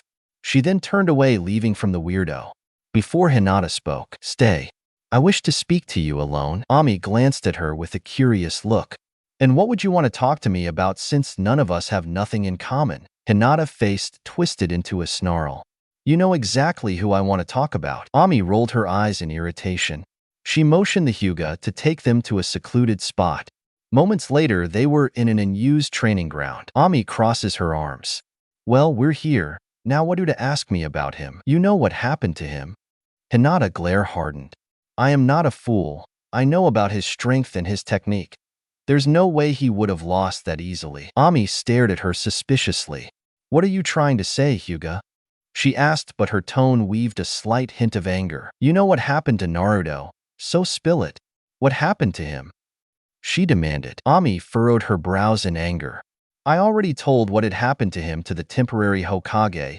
He left with 2 people and I never saw them again. She crosses her arms. You honestly expect me to believe that bull crap? I'm not a fool, girl. If you don't tell me what had happened to him. She began to shift into her Hyuga stance. Then I'll have no choice than to force it out from you. Ami narrowed her eyes before releasing her sword out of her sheath and began to get in a stance, saying no word to her opponent, as the two got in their respective stances while eyeing each other for possible weak spots. Then they charged towards each other. Hinata shot out an open palm towards the purple-hair kunoichi, who dodged the attack with swift ease. Ami then swung her sword sideways, but Hinata quickly ducked under it, in which the attack almost hit her nose. Hinata did a flip to evade from Ami. She then formed chakra into her hands as she charged towards her and began to assault her with calculating attacks. Ami dodged the attacks. She knew some of attacks the other Hyuga used thanks to Michikatsu. She dodged the attacks but slipped as she got hit in her right shoulder. This made her wince slightly before pushing the sword towards Hinata at the perfect moment, jagging her right arm, then stopping onto her shoulder and exiting it, leaving a nasty cut. Hinata let out a scream as she grabbed onto her right arm in pain. She glared at Ami with hatred in her eyes. Ami stared back at her with a solemnly look, her blade still dripping with Hinata's blood. Ignoring the pain of her right shoulder, she raised her blade in front of her, pointing to Hinata's head. It's over, Hyuga. If this keeps going on, one of us will fall. I suggest you forfeit. Hinata gritted her teeth in anger as she clenched her wound in anger to the point where blood was exiting from it. She screamed at Ami. You took him away from me. He was supposed to be mine. I was there for him in the shadows. Yet you show up and swoon him with your looks, you damn. Ami usually didn't care about any insults that were thrown at her. But Hinata's insults left a sour taste in mouth, including the taken part. Sure, he flirted with him, but he was the one who asked her out first, and was the one who asked for a date. But she surprisingly kept her cool. No matter how much she wanted to beat Hinata out of commission, she relented. She was better than that. She wasn't a child unlike her. Veins popped around Hinata's eyes as she used her Byakugan. She charged towards her with rage in her eyes. Ami was getting ready to attack when blurs can be seen in front of the 2 kunoichi. Ami's teammates, Kagarashi was in front of Ami with a kunai in hand, Momoko lowering Ami's sword. With Hinata, Kiba was holding onto her hands, whilst Shino was in front of her blocking her path. Albeit they didn't think that their teammates would be able to find them. Ami, what are you doing? We know that you're upset, but fighting with a Hyuga, especially a heiress, isn't gonna help. Besides, we have to stay strong for the village. Kagarashi chided. Momoko nodded his head in agreement. He's right, Ami. We need to keep a strong face for the village. Hey, don't blame me. The Hyuga started it first. Kiba then spoke. Hinata, we understand that you miss Naruto, but fighting his lover won't help.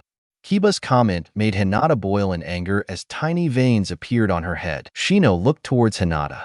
Please, Hinata, do it for Karina-san. This made Hinata froze.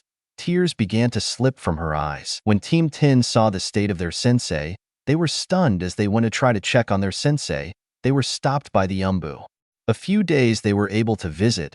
They had a look of shock. Their sensei was confined in a bed, unconscious, and her arms were strapped with fours, an oxygen mask on her face to keep her breathing stable. But the worst was the visible purple coloring on her skin, indicating the poison was still residing. Karina's condition was getting worse as the days went by.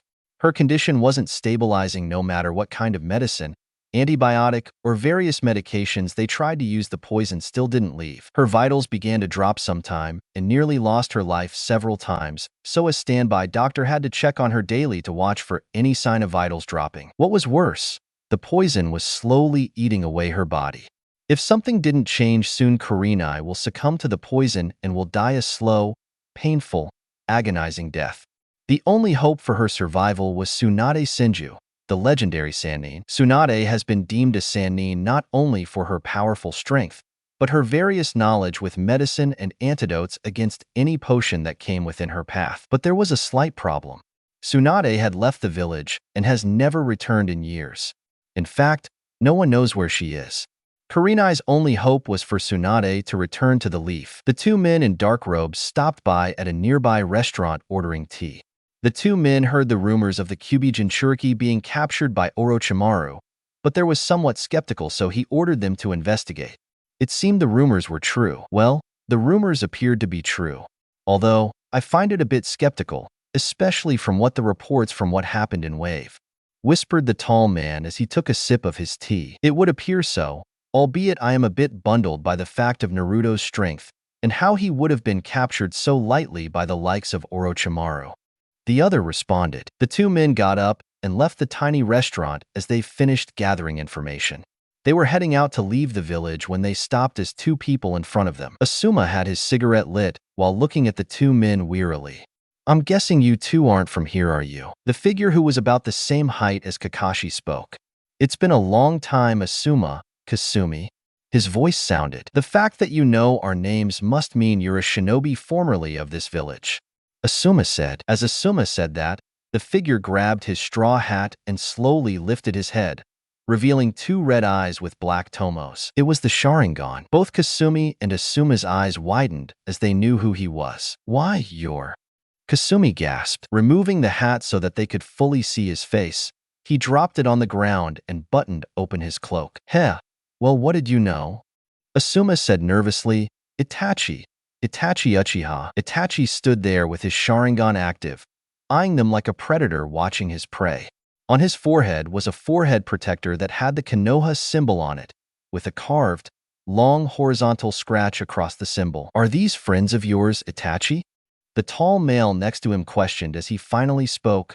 Well then, I suppose I should introduce myself. He also removed his hat, revealing his blue skin with eyes like a shark, even had what appeared to be gills. Hope we can be acquainted later. The name's Kisame Hashigaki. Similar to Itachi, he was also wearing a forehead protector that showed the symbol for Kirigakure, which also had a carved horizontal scratch across it. Asuma's eyes were shaking as he tried to stay calm. Despite the fact that two powerful shinobi were in front of him were dangerous. Why should we wait till later? I can wipe the floor with you two right now. Boy, Itachi, it looks like they hate you as much in this village as they do in mine. Kisame commented. We know who you are, Kisame, Kasumi spoke. We've heard all about you. You hail from Kirigakure no Sato, suspected of espionage and the murder of a feudal lord. You're a rogue ninja in Mizu no Kuni and wanted in every nation. You're a high-level S-rank criminal, listed prominently in the bingo book. Asuma finished. Kisame grinned. Asuma gave Itachi a look of disdain. Itachi, I've got to hand it to you. The fact that you would even show your face in this village after what you did, that takes some guts. This is my only warning. Don't interfere with me. It isn't my desire to kill the both of you. Itachi told them. You know that's pretty funny coming from the guy that butchered his whole clan. Asuma sneered. Now, out with it. I know you didn't come skulking in here dressed like that for no good reason. What are you after? Itachi didn't answer. Kisame reached behind his back and slammed his sword on the ground, creating a crack on the ground. This guy is getting on my nerves. Can I kill him? Kisame asked. Well, I guess we're not going anywhere without a fight. Itachi conceded to the fight, knowing what was about to happen. Try not to overdo it. Your moves tend to stand out. They're as good as dead. Kisame vowed as he brought his sword back up to hang over his shoulder. Both parties stared at each other. Neither made a move yet, but didn't last long as Kisame moved to attack first as he swung down his blade towards Asuma, who blocked it with his chakra blades. Kasumi took out her sword and charged towards Itachi, who calmly grabbed a kunai out of his cloak and dodged the attack. He shifted down before turning a 180 and sent a kick towards Kasumi's stomach. Kasumi quickly dodged the blow and jumped back. She spun her sword before pointing the blade in front and in a stance, ran towards Itachi. Meanwhile, Asuma was struggling with Kisame.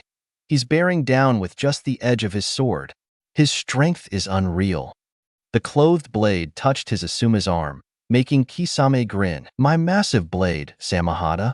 Kisame wasted no time in pulling the blade back, revealing a sharp blade that cut Asuma's arm, as it was then revealed. Asuma grunted as he moved back. It doesn't slice.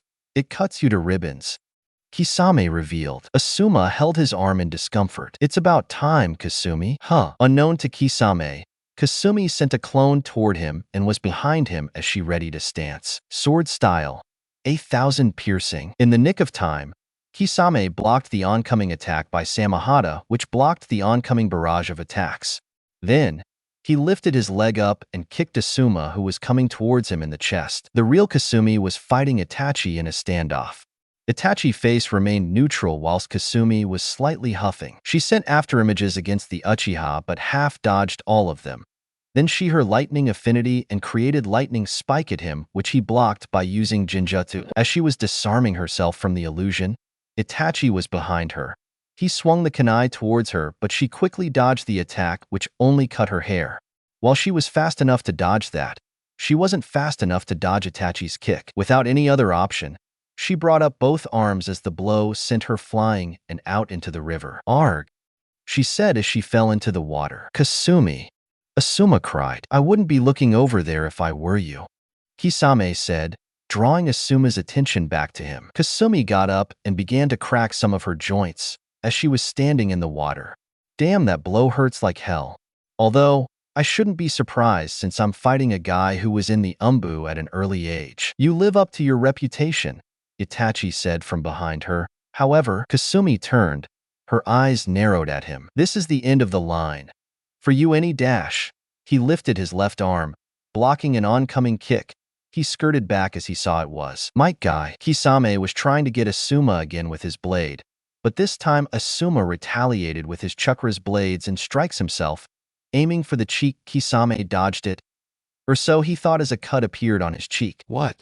Kisame said, confused. Asuma gave him a smirk, showing his chakra blades infused with chakra, in which allowed him to cut Kisame's cheek, even if it didn't make contact. Kisame began doing hand signs before speaking. "Suiton, Suikoden no Jutsu, water release, water shark bullet technique." The water then transforms into a shark, then charged at Asuma.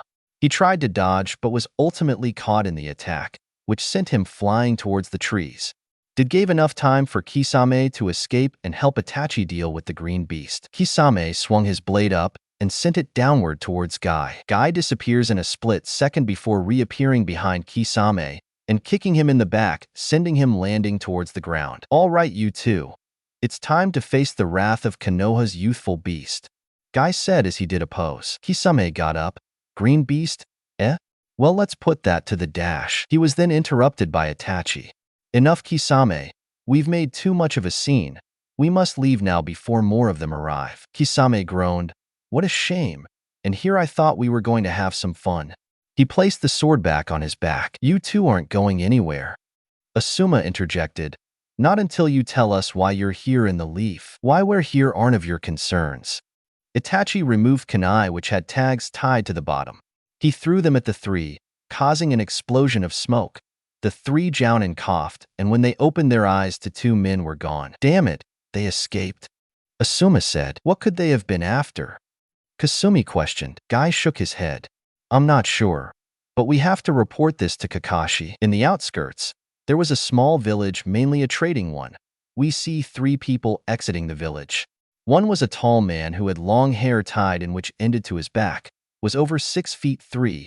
He was wearing a black cloak along with a straw hat.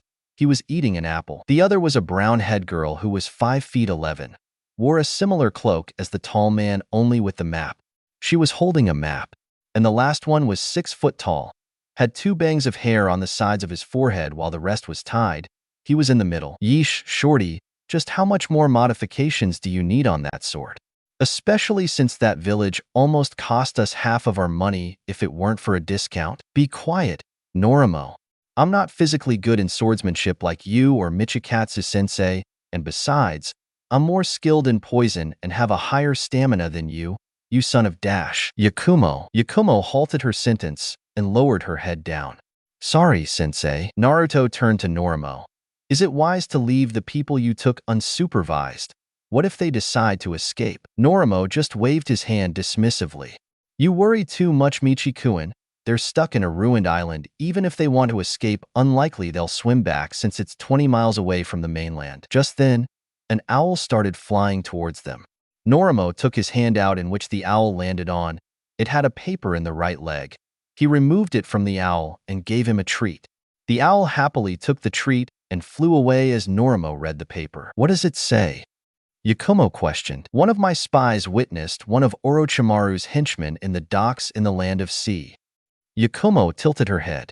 Land of Seas. It's a small fishing village. Apparently there have been rumors about a fish-like monster destroying cargo ships whenever a shipment is on schedule. And just around that time, Orochimaru's henchmen were spotted heading towards a small island during the time another shipment was destroyed. That can't be a coincidence.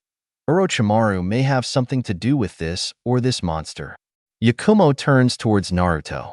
Sensei, should we head over there to investigate? Norimo chinned in. Yeah. Think about it, Michikuin. If there's this fish monster out there, wouldn't it be fun to see it? See if it's actually real or just a hoax. Naruto stayed silent. For the moment, the two thought he was going to decline the offer until he spoke. How far are we to the Land of Sea? Yakumo checked the map. I would say approximately 15,000 miles away from it. According to my calculations, it would take maybe 3 to 4 days to head there. Then let's head there. Inside a bar, there was a blonde woman who looked to be in her early 40s, had a diamond mark on her forehead.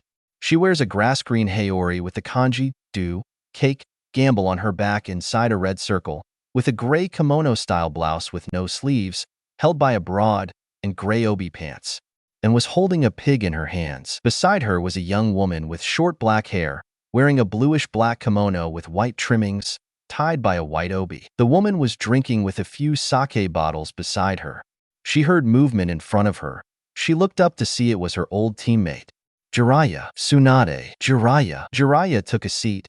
It's been a while. He grabs a sake bottle and pours himself a cup.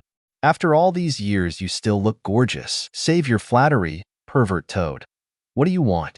I know you didn't come looking for me because of old times' sake.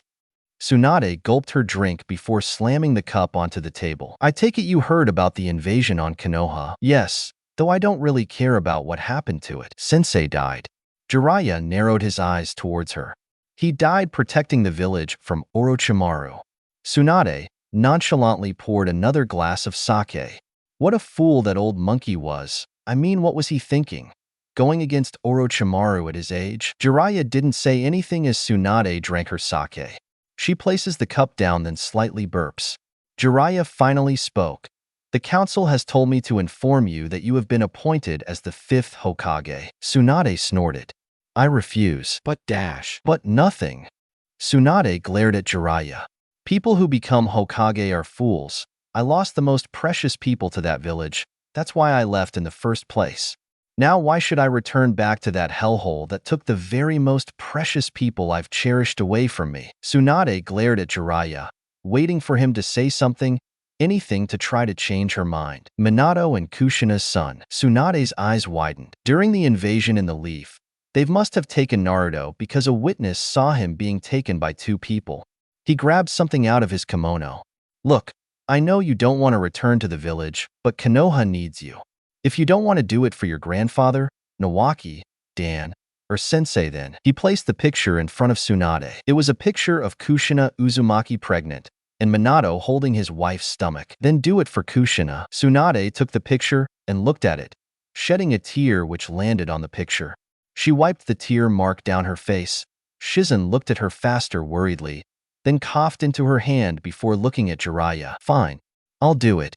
Jiraiya smirked, but Tsunade held up her hand. Under one condition. She then smirked mischievously. You'll have to pay all of my fees that I owe. Jiraiya jaw dropped, landing on the table. Tsunade gave out a cheeky smirk while Shizen's sweat dropped at her master's antics. In a training ground, Sasuke was practicing with his Chidori, using it against a wooden dummy. During his loss and humiliation against Gaara, Sasuke aims to become stronger so that he'll finally be able to kill Itachi and surpass Michikatsu. He charged at the dummy and slashed it with his Chidori. He then grunted in pain and grabbed his shoulder as the curse mark was trying to exit the seal. Damn it! Sasuke gritted his teeth. The pain relented. He puffed in pain, not knowing he was being watched by 4 individuals. One of them, men with a lump behind his head, scoffed at seeing the display. Seriously? This is the one Lord Orochimaru wants as a vessel? The one with 6 arms agreed with him. I agree. The kid isn't strong enough, let alone worthy enough to be Orochimaru's vessel. The redhead girl beside the lumped guy scoffed. Quit your bitchin'. Orochimaru wanted us to persuade the Uchiha to join him. The heavy-sat man stared at the redhead. You know Taiyuya, a man doesn't like a woman cussing dash. Shut it, fatso. Anyways, let us focus on the plan. The lumped head man said. The other three nodded their heads. Kakashi was in the Hokage Tower finishing some paperwork as he sighed dreadfully, hoping the mountain pile of paperwork would finally be finished. A knock was then heard on the door. Enter. The door opened as we see Jiraiya with Tsunade, as well as Shizune, who was holding the pet pig, Tauntaun. Kakashi got up and slightly bowed to the Sannin. Lady Tsunade, it's an honor to have you back here. Tsunade waved her hand. Save the pleasantries. I'm only here because Jiraiya paid off all my debts. Jiraiya made a face whilst Shizune sighed, and Kakashi sweat dropped. She then placed a picture in front of Kakashi. And I'm here because of Kushina's child. Kakashi frowned. Even with a mask on, his frown was noticeable. Tsunade glared at him. I'm disappointed in you, Kakashi. When you and this village were entrusted with Minato and Kushina's child, I expected him to be praised as a hero. But I found out from the pervert that this village casted him aside, beaten him, starved him, and hunted him. Tsunade Ki was slowly pouring out of her as she was gripping the table hard enough that cracks were beginning to show. How could you let this happen, Kakashi? Tell me, how could you let this happen to Naruto? Kakashi gripped his hands in anger as his face was filled with sorrow. I'm sorry, Lady Tsunade, but the Sandaime ordered me not to, saying that the village needed me more and that he would handle the situation. And you fell for that excuse? Tsunade shook her head, disappointed. I would continue to berate you, but we must stay on topic. We need to keep the image that Konoha is still strong even after an invasion or any other attacks it would face. You are going to hold a meeting with the council and daimyo that I shall be appointed as the 5th Hokage. Kakashi's face light up like a Christmas tree. He was happy that he didn't have to continue with the dreadful paperwork, but his face turned serious. Master Jiraiya, moments after you left on your search for Lady Tsunade, Jonin Asuma, Kasumi, and Guy ran into 2 members of the Akatsuki. Jiraiya's eyes narrowed at the word. Shizune and Tsunade stared in confusion. Akatsuki? Shizune questioned. Jiraiya turned to them. I'll inform you later. Right now, we must inform the council about the news. The aroma of fish filled the nostrils, a smell of salt water with a tangy odor. Numerous shops selling either fish or different variants of food. The villagers in the fishing village gave interested glances and wearily looks to the trio, but ignored the looks as they went to a nearby person who was selling fish. The man looked up. Oh, customers, how can I help you? Or did you come here to buy some of this exquisite fish? The trio looked at fish. It seemed to be a fish that was shaped like a balloon, but had spikes covering its body. Yakumo raises her hands up. No thanks, we're good. Though we want to ask some questions. The shop owner had his interest piqued. Questions, you say? Well, why not? What do you 3 want to talk about? Yakumo answered, the sea monster attacking the ships. There was silence. The man stood silent, watching the trio with a plain look on his face. Yakumo thought she might have done something wrong and was about to apologize before the man spoke. Who sent you? This time, Norimo decided to speak.